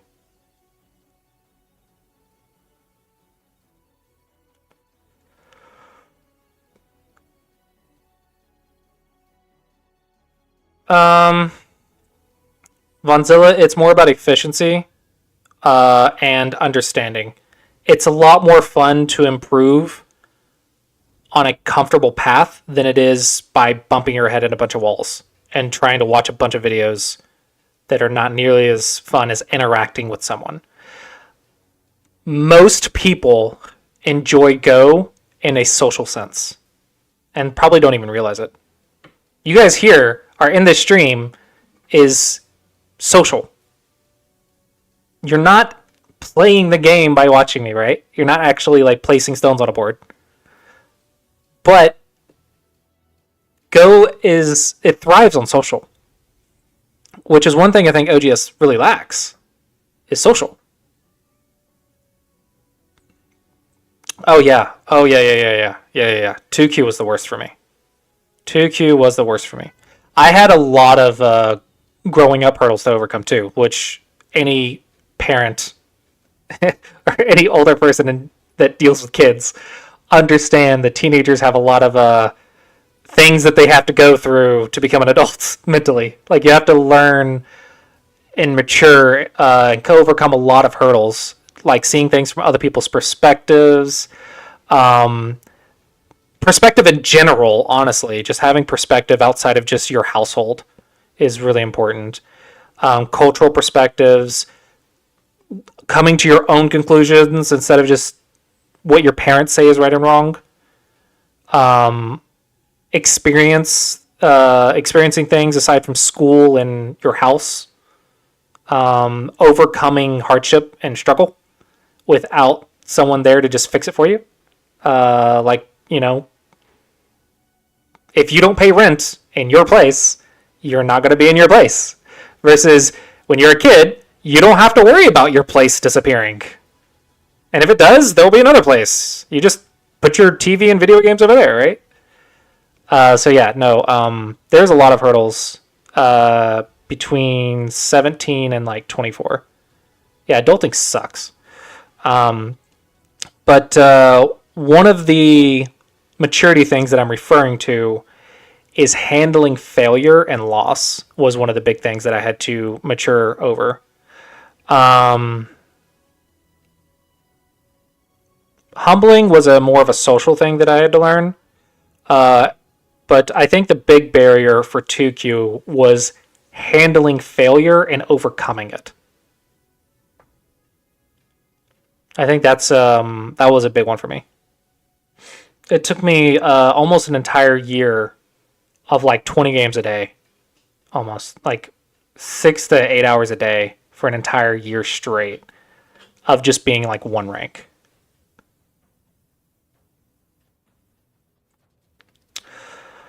Ladder anxiety is real. The best cure is to just play the games. Stop caring about your rank. My cure for ladder anxiety is set yourself a quota of games that you want to play. Find something else to work on. Like, don't worry about being better. Okay, worry about like I'm going to pincer for the next 10 games, and in the middle game I'm going to watch my cutting points. Or I'm going to specifically look for my opponent's cutting points. In the end game, I'm going to focus on keeping Sente as long as I can. One thing in each stage of the game, I have a specific focus, and I'm going to do it 5 times a day, like 5 games a day or something, right? And then D-rank 2 times. Try to lose, okay? Try to D-rank. You will get stuck going down at some point. You're not going to intentionally play bad moves, but your goal is to D-rank as far as you can. You're going to get stuck, and you're going to start winning a lot.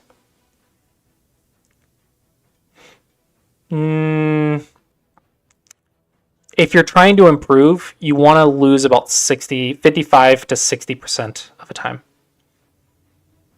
And a lot of people are not comfortable losing more than half the time. But that's what you need to do to improve.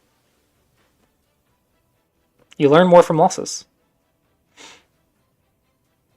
The point isn't the rank. The point is to overcome your rank anxiety, to get over your fear of that rank moving. Oh, wow. Okay, guess we're doing that. The point is a psychological aspect, not an account rank aspect. It is to try to move it the other direction if you're stressing about it not moving. If your rank scares you from playing, derank. It's better to lose it. It's better to not have it. But you have to play rank games to like measure progress, but it should not be a negative in your head. It needs to be a positive. It needs to be fun to learn new things. Every time you rank up, you need to be excited to figure out what they are using against you and how to overcome their moves. Stop worrying about what 5-dons play, right? Lots of structured practice. Kids don't care about losing because it's like, did you have math anxiety in grade school? And I'm not talking about like being afraid of improving. Like your teachers gave you homework, you were annoyed by it, but you did it. And the kids that enjoyed math did it even more. But it's not like you were avoiding doing the math because you wanted to get better, but you were afraid of failing. Right? You avoided it because you just didn't want to do it usually, or you just want to play video games instead, but like it wasn't anxiety in the sense. Yeah, go in a sense improving shouldn't be that losing feeling where it feels bad. If it should hurt, but it shouldn't like hurt so much that you don't play. My most life move, probably ear-rending move. My personal move that I've played, I think the one that made me gain a lead against a pro in an even game for 5 moves. I came up with it wasn't a move, it was a sequence. I played a sequence that she didn't expect, and I took a lead for the second time. That was the second time. I think 2 times in my life I've gained a lead against a pro in an even game. But it was the second time that I did it, and it lasted for 5 moves, and I was super proud of myself. I completely lost, okay? I kept, she took it back and then crushed me, but for 5 moves, I was ahead, and I was very proud.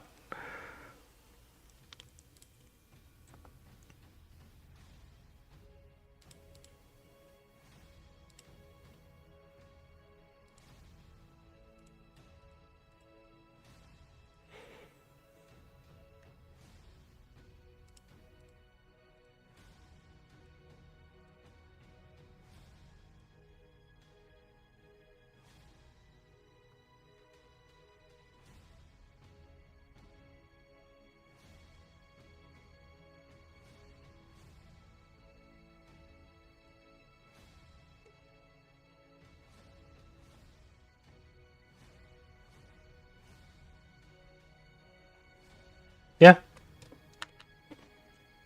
In Asia, they're just given Go problems and then told to play the other kids in the class. And then they learn, and they go through a lecture, they go through problems, they play other kids, and then they go home. And they do that over and over and over. Why can't I click?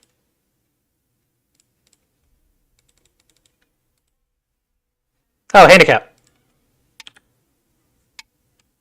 No! No! Okay, do I still get my Tengen?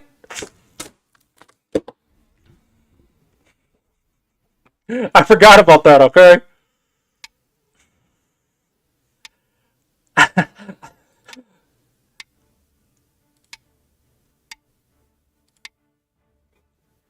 What am I doing? Spread out. Spread out. Spread out. Who cares? Spread out.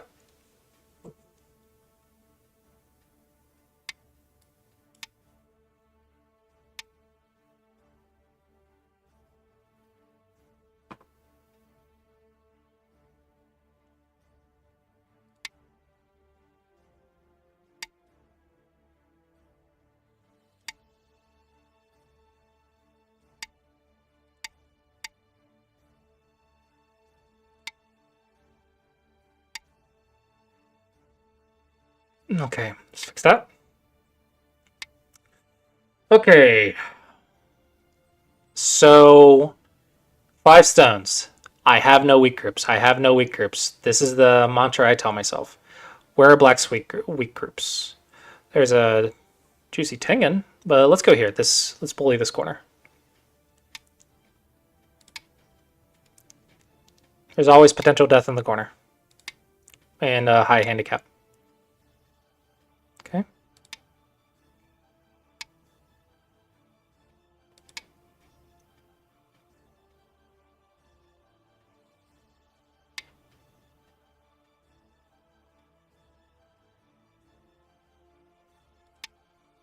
Okay, that's unsettled. Yeah, that's eyes. Okay, there's one eye. That doesn't matter. So we're going to surround.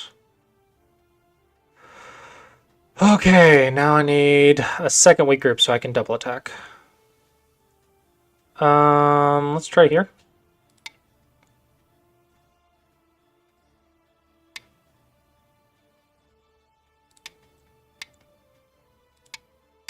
Okay, then I can do that later. Let's go here.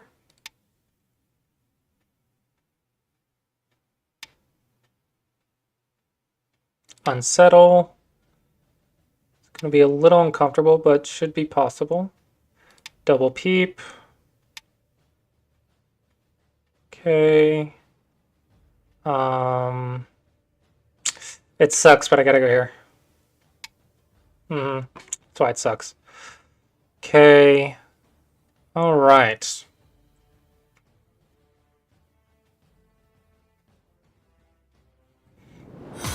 This is annoying. I shouldn't have Atari. Eris Lover just followed. Thank you for the follow.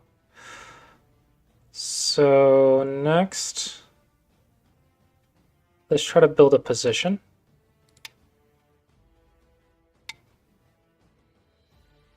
Corner's yours. I just gotta give it to you. I made a mistake with this Atari because it's handicap, so there's no. I don't get the big Moya. It's not how it works. I shouldn't have given such a lot, such an amount of cash.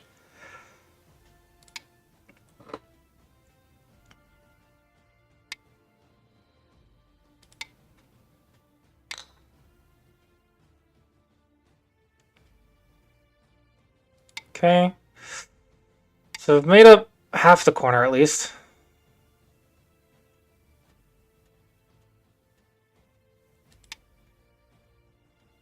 It's a little bit awkward, but should be acceptable.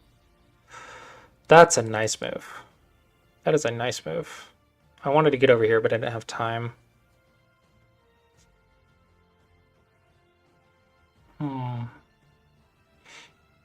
Okay. So let's try to start a fight with Tengen. I just have to keep an eye on these 3 stones, but I have a shoulder hit, so it should be okay. Alright, the big key here is I gotta find a timing to cut.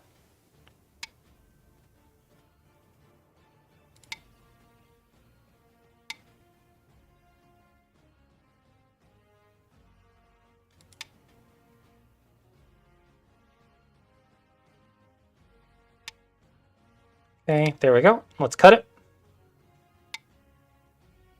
And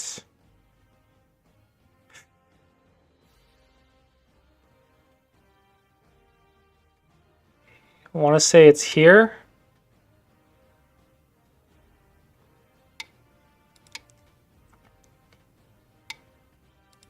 Okay, yep. It's looking good for me.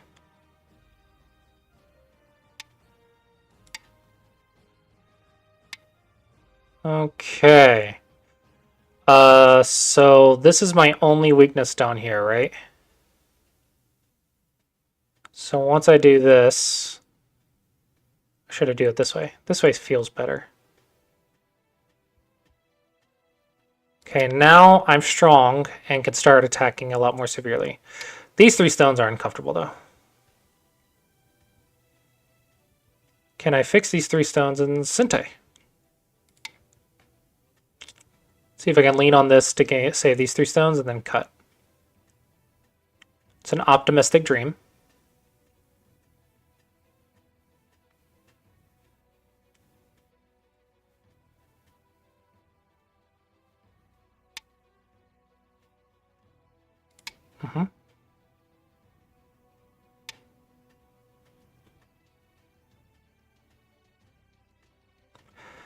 Okay, so if he double Hanes, I Atari, he Ataris. If he double Hanes, I double Hane.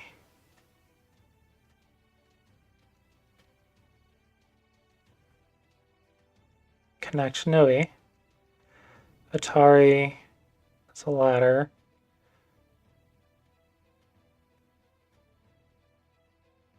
Okay, so let's try this now. I want to say I have a few more forcing moves there. It's uncomfortable, but I should have a few more.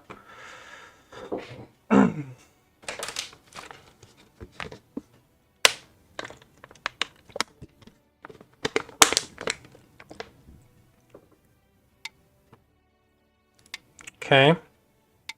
Oh, you're going for it, huh? It's not a terrible idea.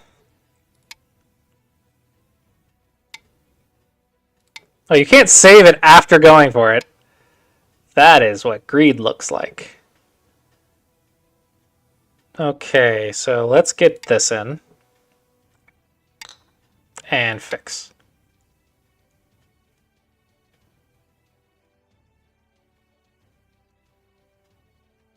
Okay, now it's only a few points.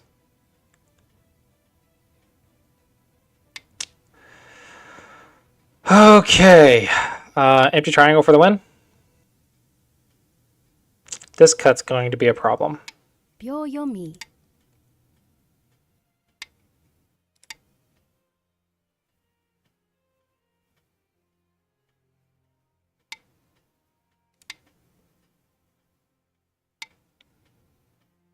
Ooh, he fixed it for me.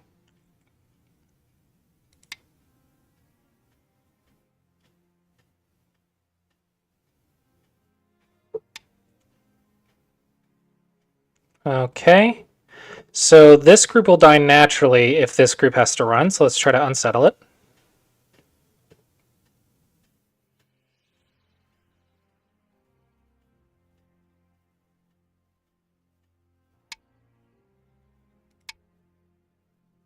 I do need a base over here, though.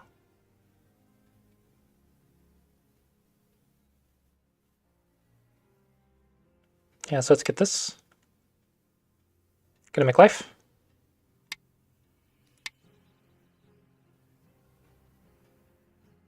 Making life, honestly, might be the best move. No, or maybe this empty triangle would be nice. Okay, let's take the corner of the Pinnacle. Actually, no, I need to watch this cutting point right here. 10. Okay. This can be cut, so we'll fix these. Should be good. 9. 8. And then maybe start 7, in game. 6. 5. 4. 3. 2. 1. Okay. I'm a little uncomfortable down here, but let's kill all the Aji right here first. 7. 6. Yeah, if I kill all the Aji, I should be okay. Yep. Let's there.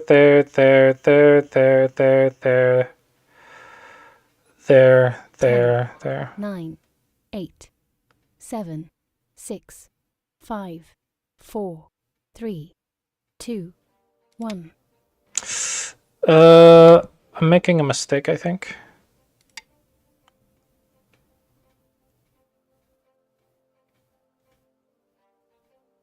I think I'm going to kill myself if I keep going down this route.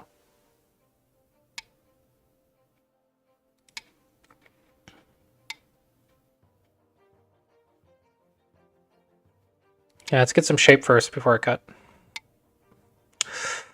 Okay. 10.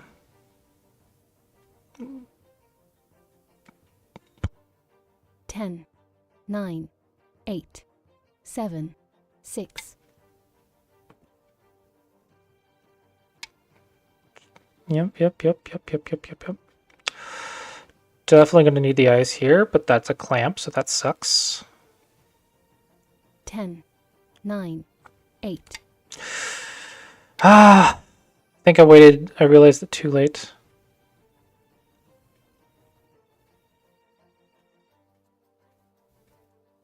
Ten, 9, 8, 7, 6.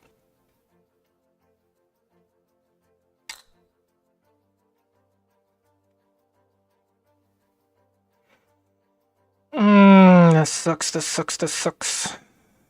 10, 9, 8, 7, 6, 5, 4, 3, 2. Go for the difficult route. The difficult route is where they make mistakes.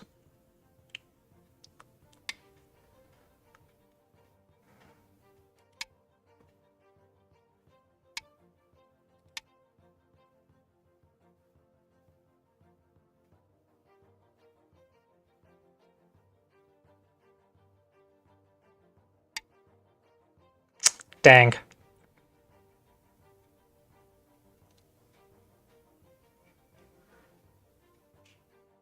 Ten, 9, 8. Dang. Not gonna get a mistake out of this, am I?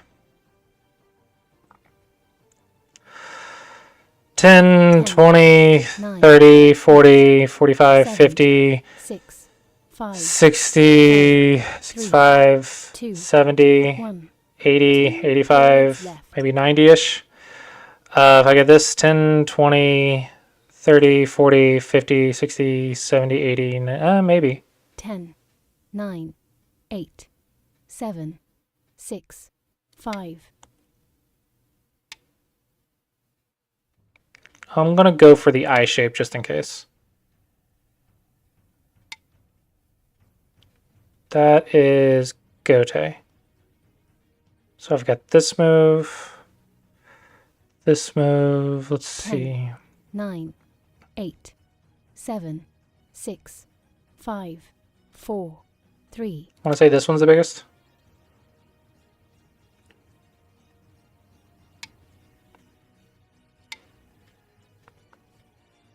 Okay, then this one. That is Sentai. Dang. 10, 9, 8. That one is Gote.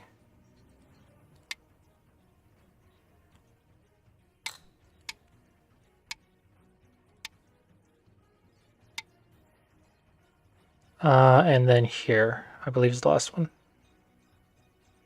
This is big. Damn 10, it. 9, Does this work? 8, 7, 6. No, not until they get 019.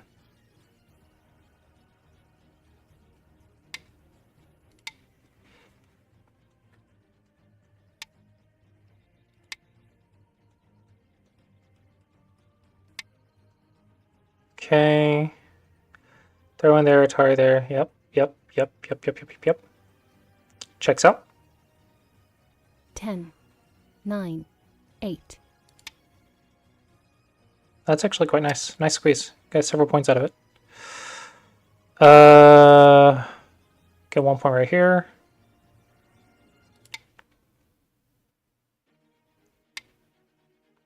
It's 2 or 3 points.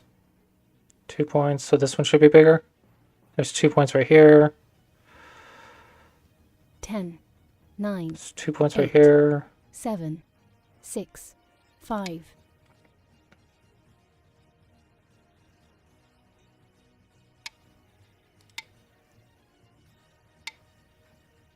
Mm-hmm.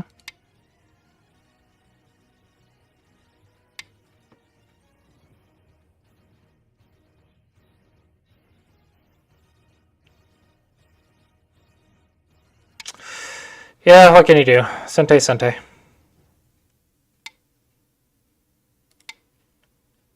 A2 is quite big.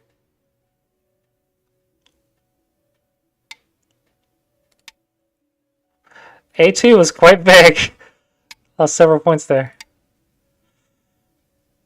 2 points, point and a half to 2 points. 10, 9, 8, 7, 6, 5, 4, 3.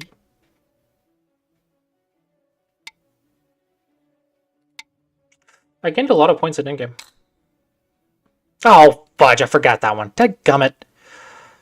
Oh, what a blunder. That was a stupid blunder.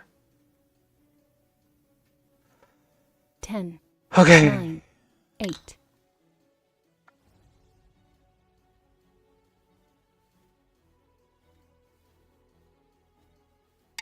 There's no way I have enough co-threats, right?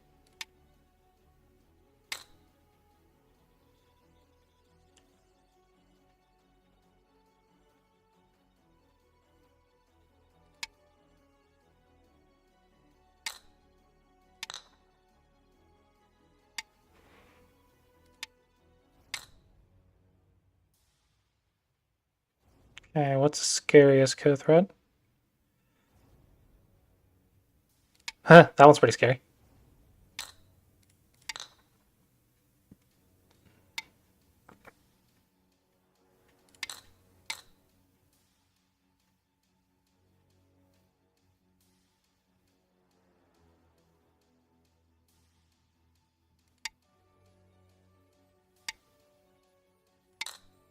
There's no way I'm on this go.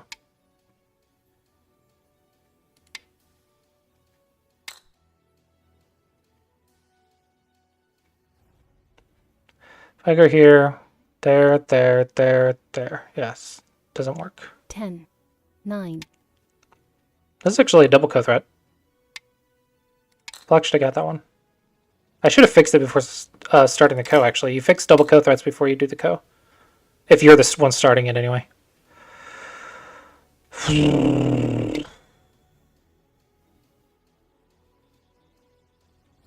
Connection's better. This is such an impossible go.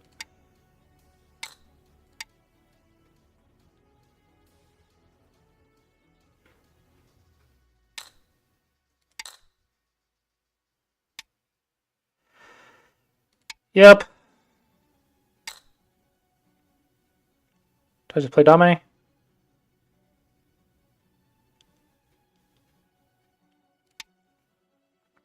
Alright, now the question is, did I count correctly? In theory, I should lose. That's a pretty big center. In theory, though, I'm supposed to lose. Pass. Remove the dead stones. You have won. Oh my gosh! In-game matters! Oh man! That is great! Half a point. Oh wow, that is funny.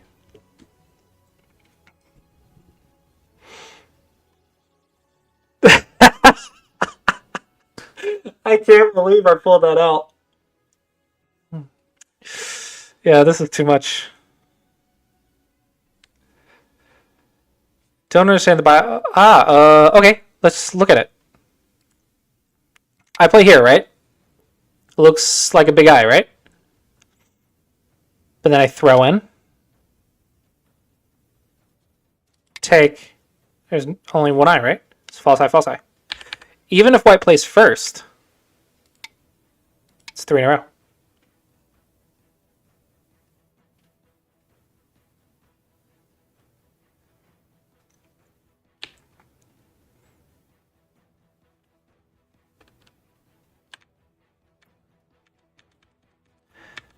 So the big mistake was here.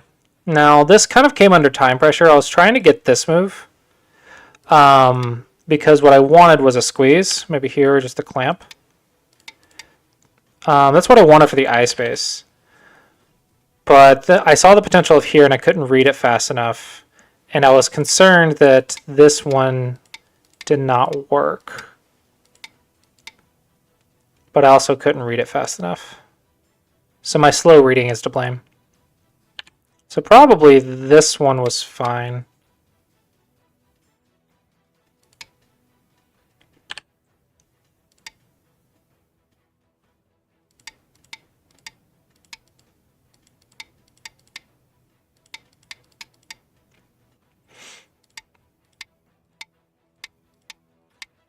Dang. Maybe not. S11.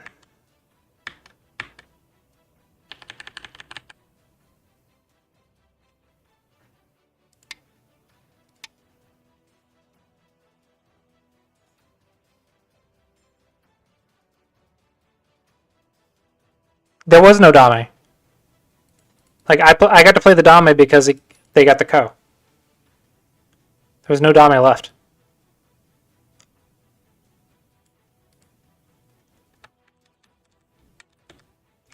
That's why I played the Dame instead of passing.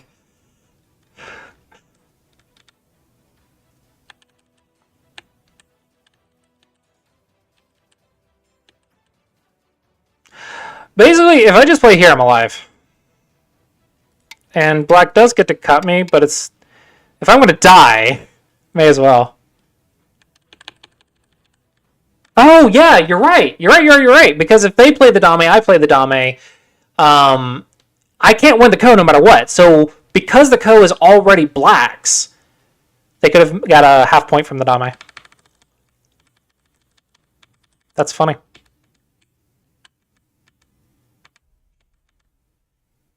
I wonder if I should throw in first.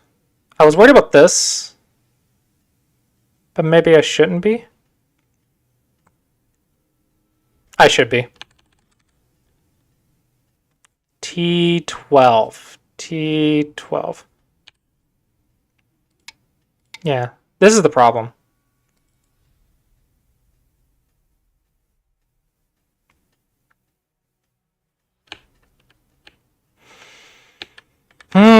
I thought this was stronger than it was. I should have attacked it from here then. Then I would have a lot more eye space. Third line is where the bases and eyes are, guys. Third line. Third line is amazing. Just play third line moves. Third line is where all of your strength comes from. R11 attachment.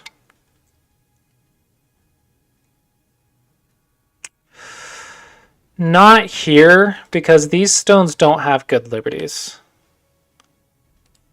And don't forget that I want a Tanuki ideally, and there would be a lot of Aji right here. And part of the reason I'm trying to play over here is to get this move. Like, I'm after 3. But, I don't know, maybe the attachment might work. It feels bad. The attachment feels bad to me here. If I was going to do something for eyes, I would go here. This feels a little bit better. Unfortunately, there is a counter right here. I think this is the key move. All the variations that I'm reading, this move is the spot to be at.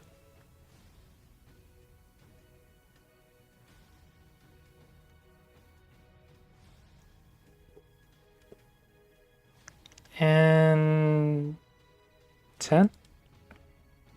No, the whole point here was to keep this from living. This is how I'm winning the game. Oh, 10.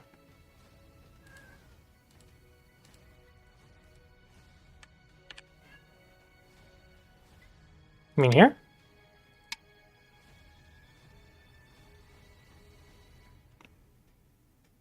I think I just die.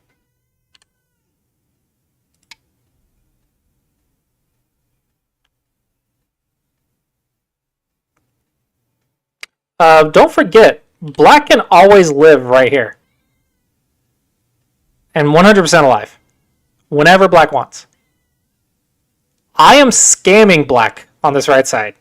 That is the threat. If I'm black in the game, I honestly might have just played here or something. Like, I don't know, maybe here. I have no fear as black. Now I can focus on trying to bring these back to life or squeezing or something. If you surround me, I'm going to go do something else. Maybe. I'm going to try, right? But I have no fear on this group.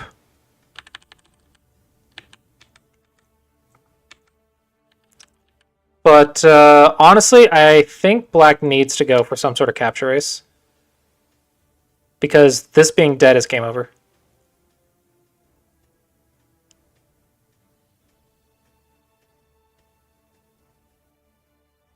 Yeah, I don't know. It's difficult. Also, it's hard to find all this in 30 seconds.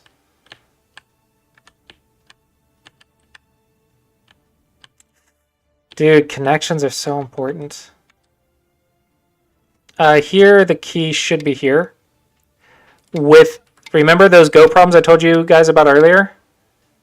The squeeze the Sujis or whatever?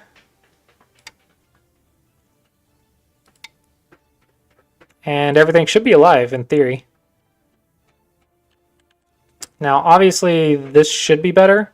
But if you're trying to save these four, I mean, that's a good way to do it. Actually, no, this just works. These three stones cannot kill these four. There's 2 cutting points, 3 weak stones, a weak group down here, and a weak group down here. There's no way black dies.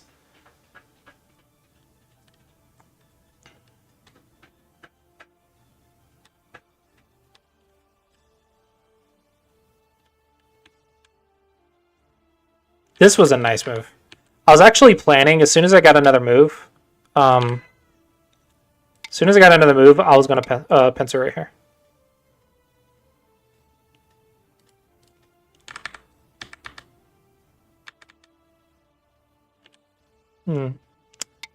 Keeping your opponent's cut is a good way to be alive, because now it's hard to kill these 3 stones with 2 weak groups.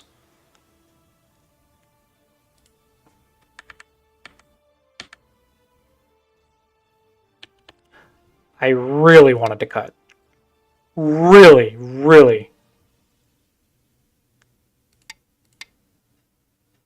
This has to be overplay for white, though.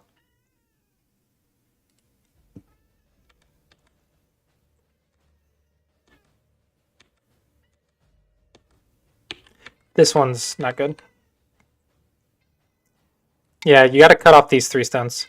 A lot of times, if you're having trouble with defense, try to look at your opponent's cutting points so that way they're too weak to kill you. So yes, I'm still cut, but look how more difficult it is for white to attack these now. Like, white doesn't have the liberties to just surround these anymore. And now you have 2 more cutting points. So a lot of the times, the best defense is keeping them disconnected. Because if they're weak, they can't kill you. So if you're ever struggling with defense, look at their cutting points.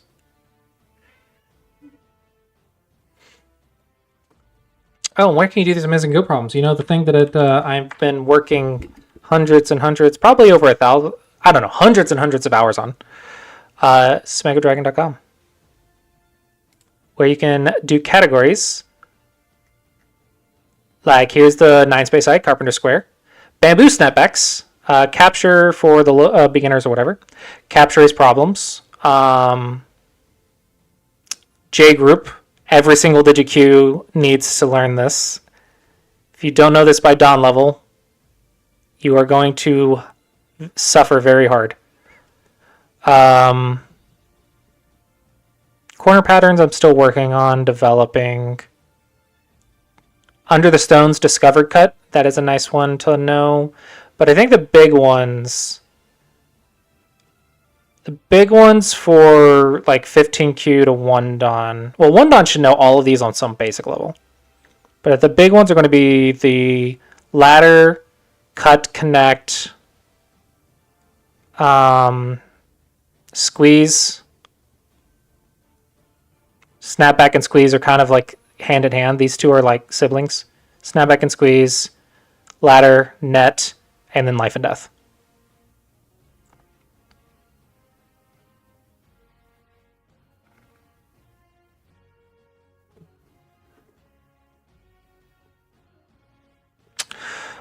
You say back and back and back. I think the big difference is in your mind, they're different parts of the board, but in their mind, there's only one board. So imagine like you're playing a 9x9.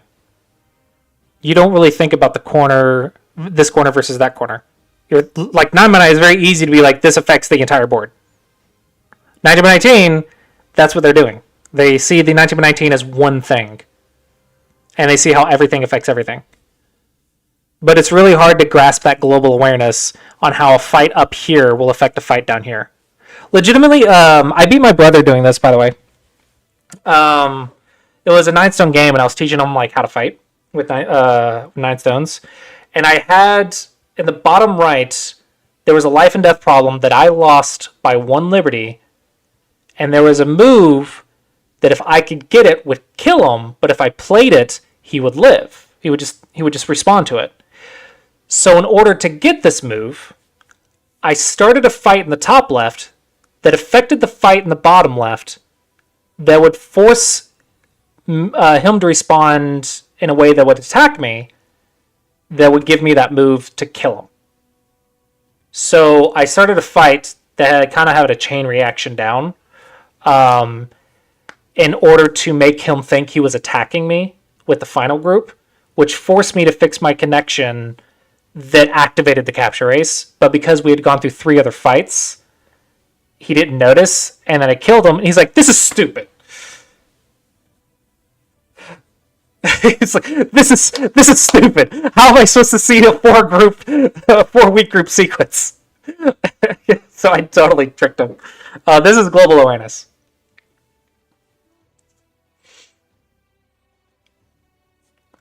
And that's kind of the idea. So if you're looking at old Japanese programs, you got to realize, like, how does everything communicate? How does everything connect?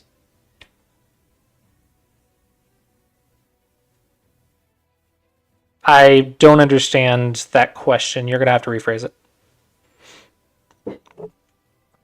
Oh, for the subscribers on my website, you can create your own custom sets. Also, for the people already using it, I added a recent mistakes button. Oh yeah, incredibly rare, but there's famous videos. What I remember back in 2014, a female pro self-atari'd and lost like $250,000. Because it was the deciding match of a title. Okay, to be fair, second place probably had its own prize, but the first place I believe was $250,000 and the title, and she got second and didn't get the title. And due to a self-atari for the final tiebreaker match. Intense pressure. Oh my gosh. I would punch a hole in a wall. I would be so livid. I could not imagine losing a title and millions of dollars, or tens of thousands of dollars, not millions, tens of thousands of dollars. Oh my gosh. But yeah, on your recent mistakes, you get the list out, and then you can actually see what is your most popular category. So mine is killing, connection, in-game, and co's. I've always been bad at co's and in-game. Killing, it really depends, but I don't know. I didn't realize I was going to be bad at these two.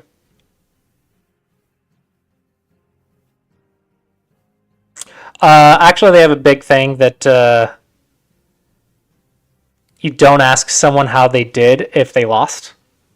So I had my teachers would look at the result of the game to make sure that they didn't ask how did they do if they had lost the game.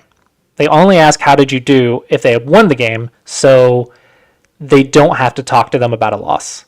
Because it hurts to talk about your loss. So like if you're like a good Asian friend, I guess, if they lose the game, their friends try not to ask them about it, not to bring it up. They'll probably take them out for like drinking and beers and talk about other stuff, but they try not to ask about the game.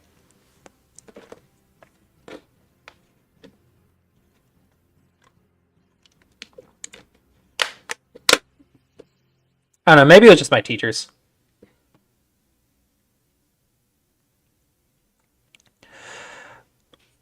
Sumego Dragon seems very kid-friendly, colors, dragon, etc., but kids can't usually pay for subscriptions. Would ad-based model work in a non-intrusive way? I've actually thought about this, and it's a very valid question. Like, which business model works for this? Most Go players are not going to be kids. And the ones that have kids that are playing it are happy to subscribe because their kids playing Go. But the big colors isn't necessarily specific for kids. The big key is I want it to be inviting and non-intimidating for new players as much as possible. Like, it needs to be exciting and fun looking. It needs to be visually engaging. It needs to not just be black and white. And still help you improve a Go. So imagine not just a kid looking at it for the first time, but also someone who has never played Go, like 25Q is like, oh, I want to get into Go problems. Like, do you want these colors? Or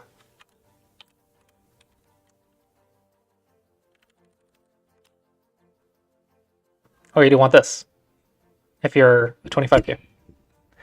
Now, even on here, right? They have like the color kid approachable stuff, but usually this is like for the teachers to click on and to get them their students. For the kids, this is what a kid thing looks like. This is what the kid thing looks like. This is the kid one. Right? That's a lot more kid friendly.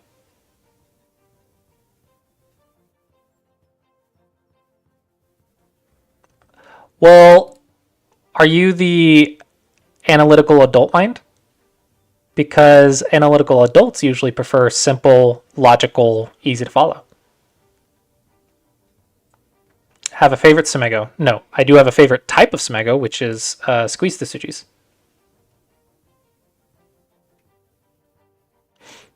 So I think this website is very cool. I want to eventually build all the features that this site has. But I'm trying to make it a lot more app game-like. Like, I want it to be more gamified. One of the big things is if I bring up Go to my family, I expect them to never get stronger than 25Q. But I want them to be able to understand what they're looking at. And if I can get puzzles in a super simple 5x5 board interesting way, then I've succeeded. Yeah, I understand, Bonzilla. I agree with you. And I'm like also a little bit salty about it, but also probably a company of people versus one person. One person developing it versus a professional team. Big difference. So I have to accept that. What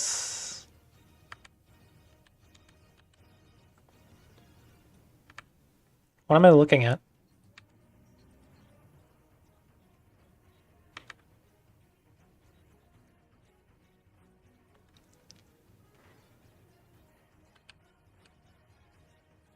Ah. That. Oops.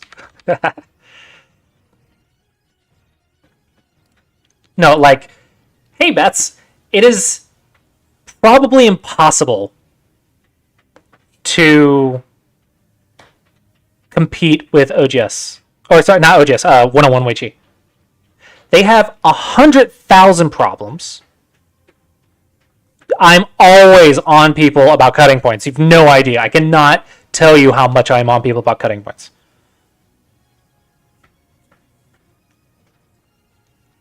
Sorry. As for the ads, no. The viewership is not enough. I would have to have like 100 times the amount of views to even make anything from ads.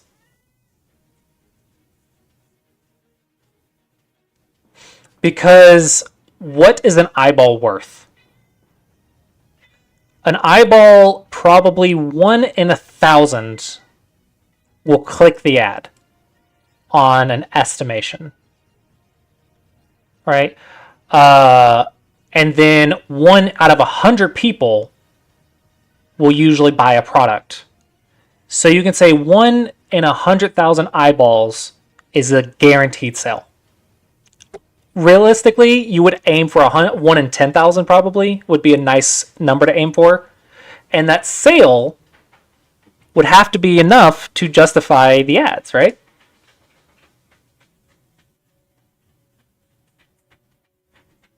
Yeah, I really liked our spreadsheet that we had back in the day. So it's kind of like YouTube ads. Like, you don't make squat on YouTube unless you have like tens of thousands of views. Yeah, I will say a lot of what has helped the design is the feedback I get from the users. Like, this button is Bats. This is Bats button. Quick start button is Bats button. It's the Bat button. It's the Batman button. Mine is the category button. This is my bread and butter of what I base the site off of, is the categories. Multiplayer is for the streamers and whatnot to do some Ego arenas. I did add a recent mistakes in the last couple days. This is a new feature that I released where you can see the recent problems that you've gotten wrong, and then over on the graph you can see the breakdown of categories of which problems you got wrong. And then also my little tip, the Clossius advice.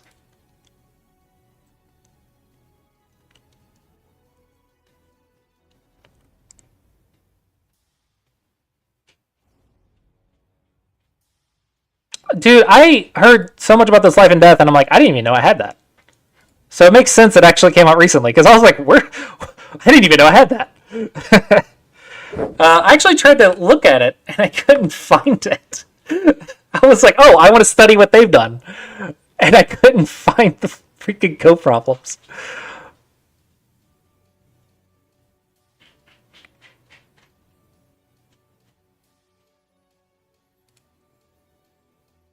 Because I'm studying all these other things, right?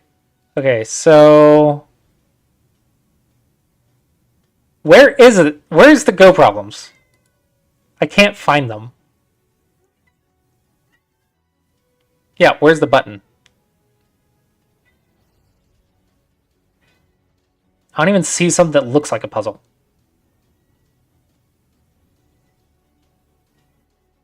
Oh, I thought that was a map. Oh my gosh, I thought that was a map.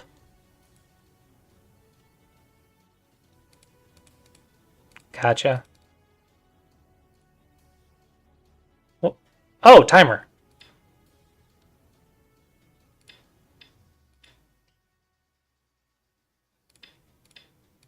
Oh my gosh, I hate this audio.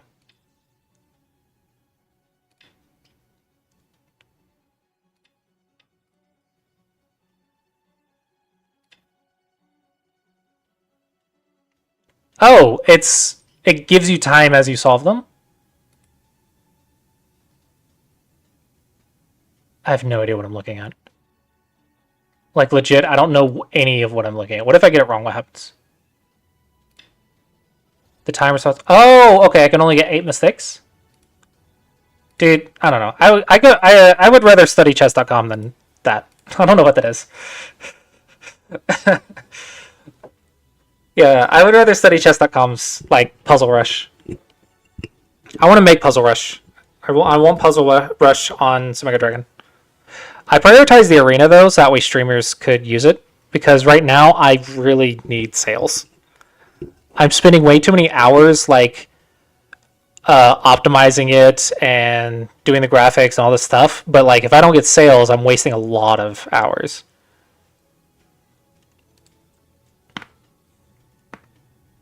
Yeah, the Puzzle Rush on chess.com is one thing that I really want to implement.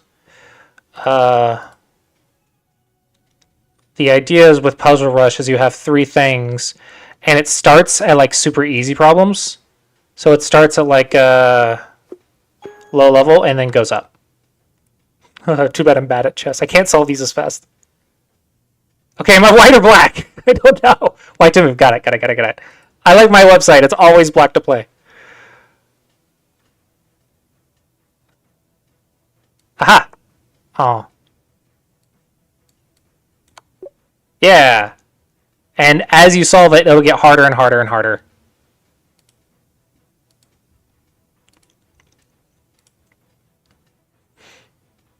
Yeah, but like it increases the difficulty. So strength test is something very similar, but this is like keeping you at a consistent difficulty, so that way you can see how strong you are. Puzzle Rush would start you out low, and then you would have multipliers on a streak, and it would wrap up really fast if you're on a solve streak, and you would just try to solve as many as you can in a certain amount of time. Oh, I added the Hoverstone. Someone gave me the code to study that I needed it. They gave me the link on the GitHub, and I was able to get that done this morning. Ah! I did not expect that response. I'm sorry.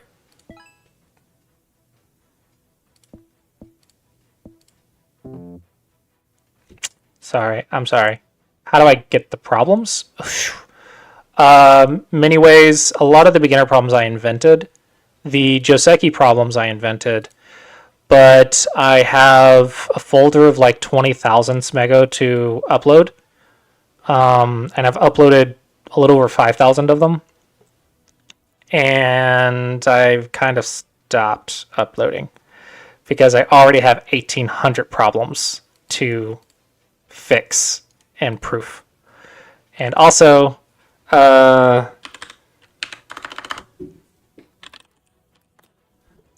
every time someone reports a problem, it gets sent to the admin page for me to go through.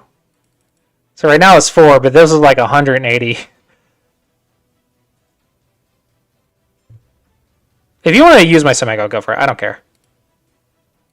I'm not charging for the Semego. I'm charging for the organization.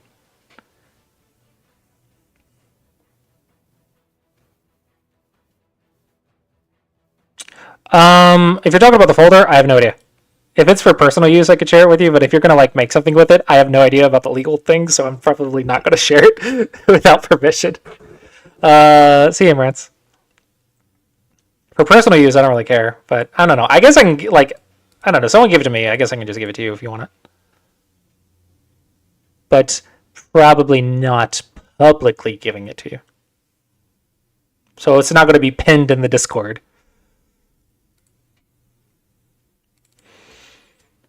Have a good night, Amrance. Thanks for stopping by. Oh yeah, thanks for the gift subs that you did during the when I was teaching. It is appreciated. Speaking of, for subscribers, you actually get a discount on the merch store. What is my merch?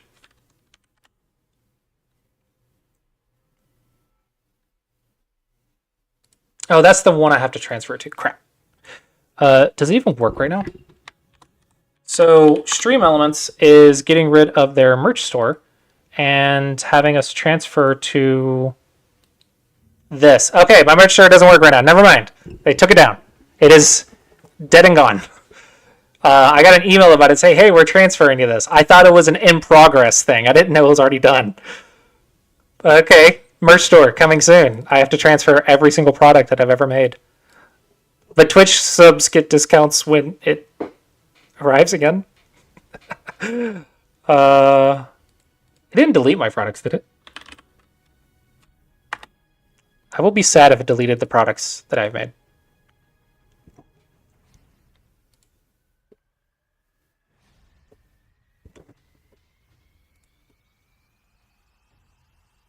Oh, that's loyalty. Loyalty. I need revenue.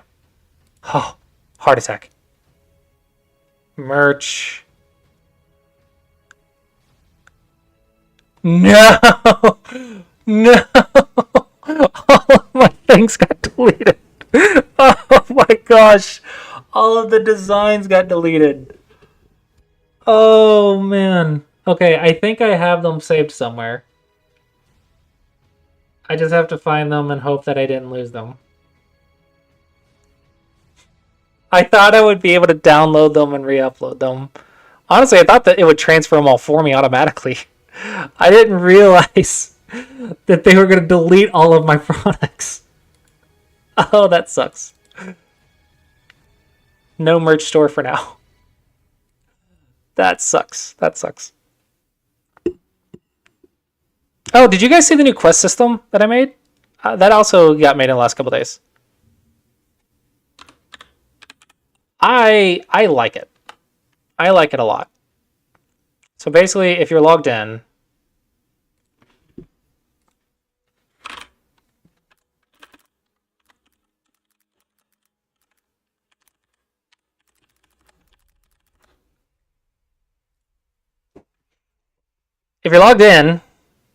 go away. You click the little scroll and you get quest.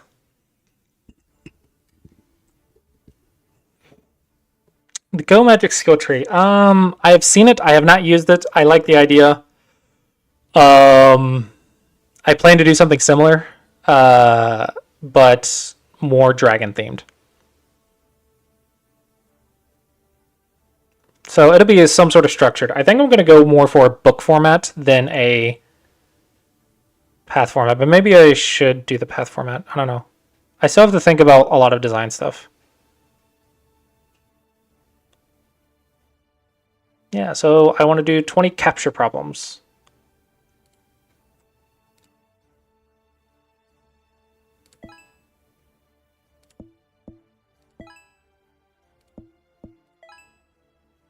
Yeah, just give you something to work on. And then you have your monthly goal as well. I don't know, I like it. I think it's cute. I think it's cute. It gives you some goals to work towards, some milestones.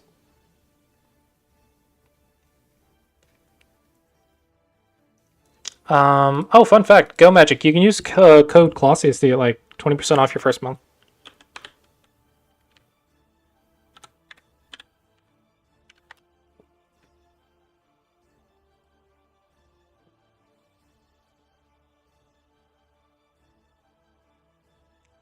Yeah, I don't know if I'm going to do like a bubble down chart like this, but I'm definitely planning to have some sort of structure. I already have a couple ideas for it too. Like on Samego Dragon, I actually have sets that I'm slowly building out for this idea. So I'm saving custom sets like the cut set one, SDK capture race, SDK connect, SDK ladder, and then put those in an organized way, and then put like my commentary on it.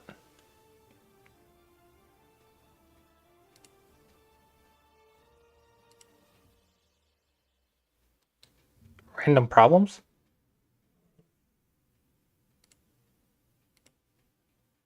So like I hit quick start and click level 4?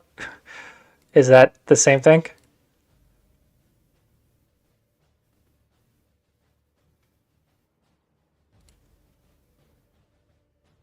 Oh, I want auto next. Go auto next. Where's the check mark? Does it not have an auto next? Is that it? No, I want an auto next. I don't want to have to push a button. Whatever.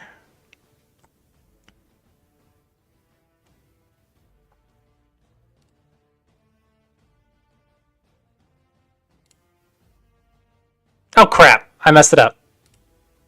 Ah, reset. I Hane first?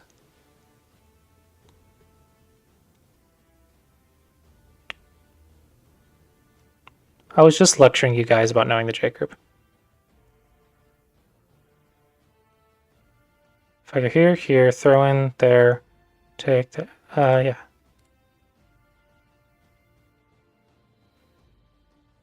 No? What am I doing? What am I missing?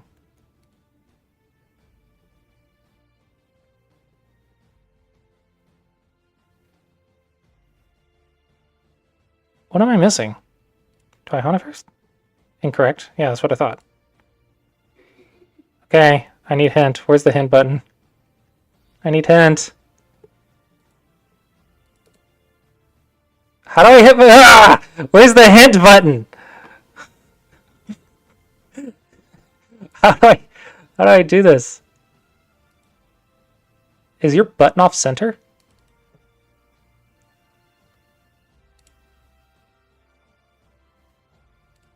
No, I want to know the answer now. Now I'm invested.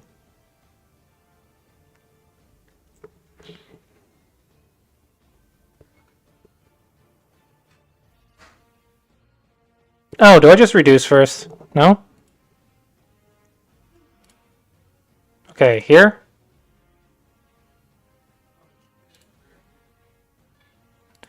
Like, I don't know. Next day. Next day? What? What do you mean next day? Push next?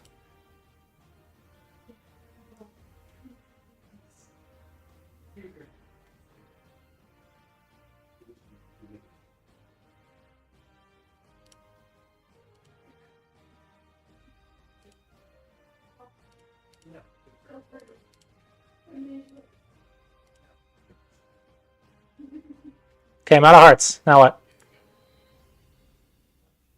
Does it tell me, like, try again tomorrow?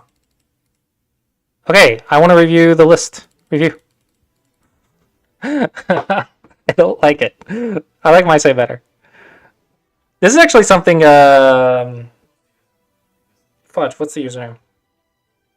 Telegraph had me implement was at the end of a set. I'll do a quick one. To see like how you did. So the Telegraph's idea was to show progress at the end, so you can review. Oh,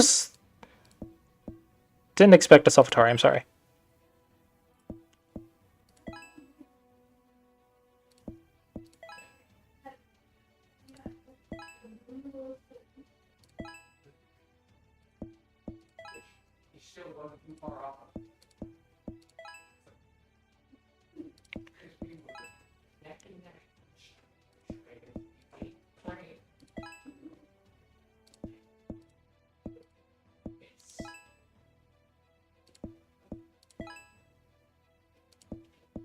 Oh man, 20 problems is a lot.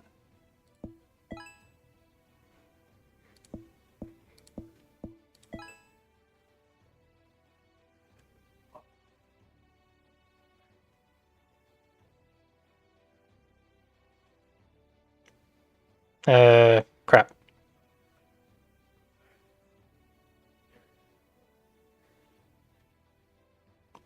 Yeah, I'm stupid. 1, 2, 3, 1, 2. Duh. Oh my gosh, I overthought it. Overthought it.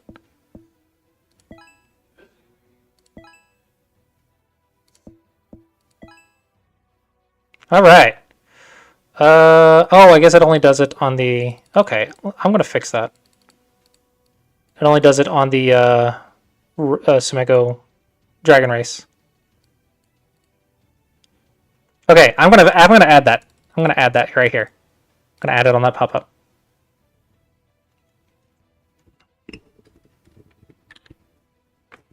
Tsuji are Sumego problems. Sumego problems are Go problems. Tsuji are a type of Go problem.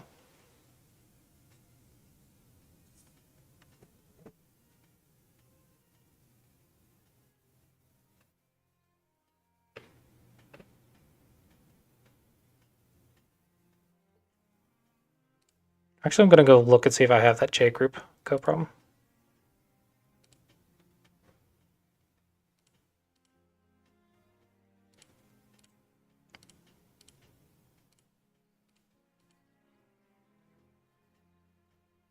I think this is pretty similar, right? No, that one's not. That one's easy, too easy.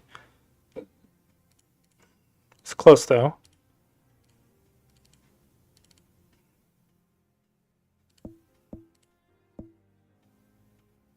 Yeah, but there's a white stone right here.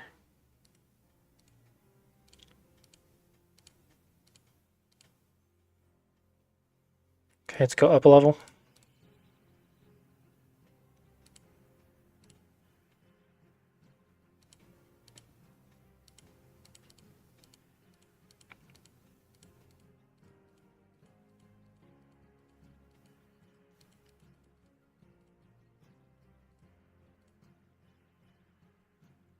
Squeeze the Suji.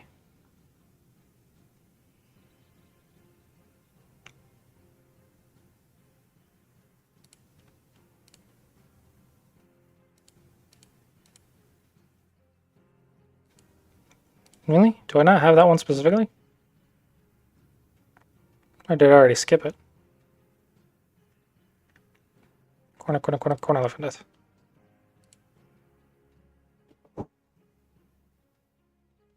Ah, yeah.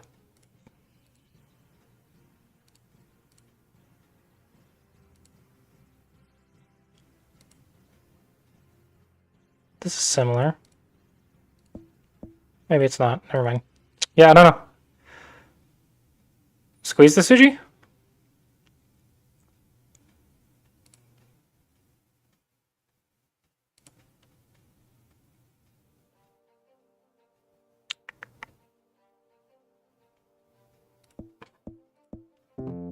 Oh, whoops. Oh, what did I do wrong?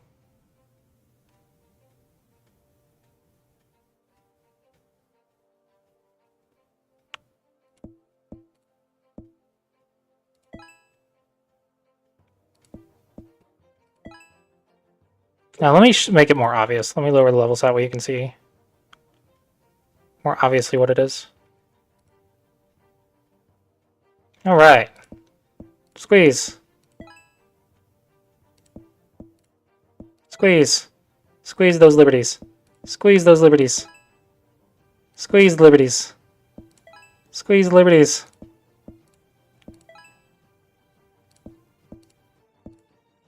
So if you ask my favorite Tsuji.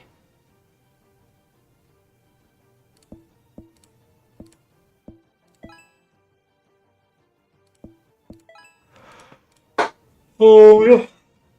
All right. I'm probably gonna call it here. Move that. Hopefully you guys enjoyed the stream today. It's like Telegraph streaming. So yeah, hope you guys enjoyed, and I will see you guys next time.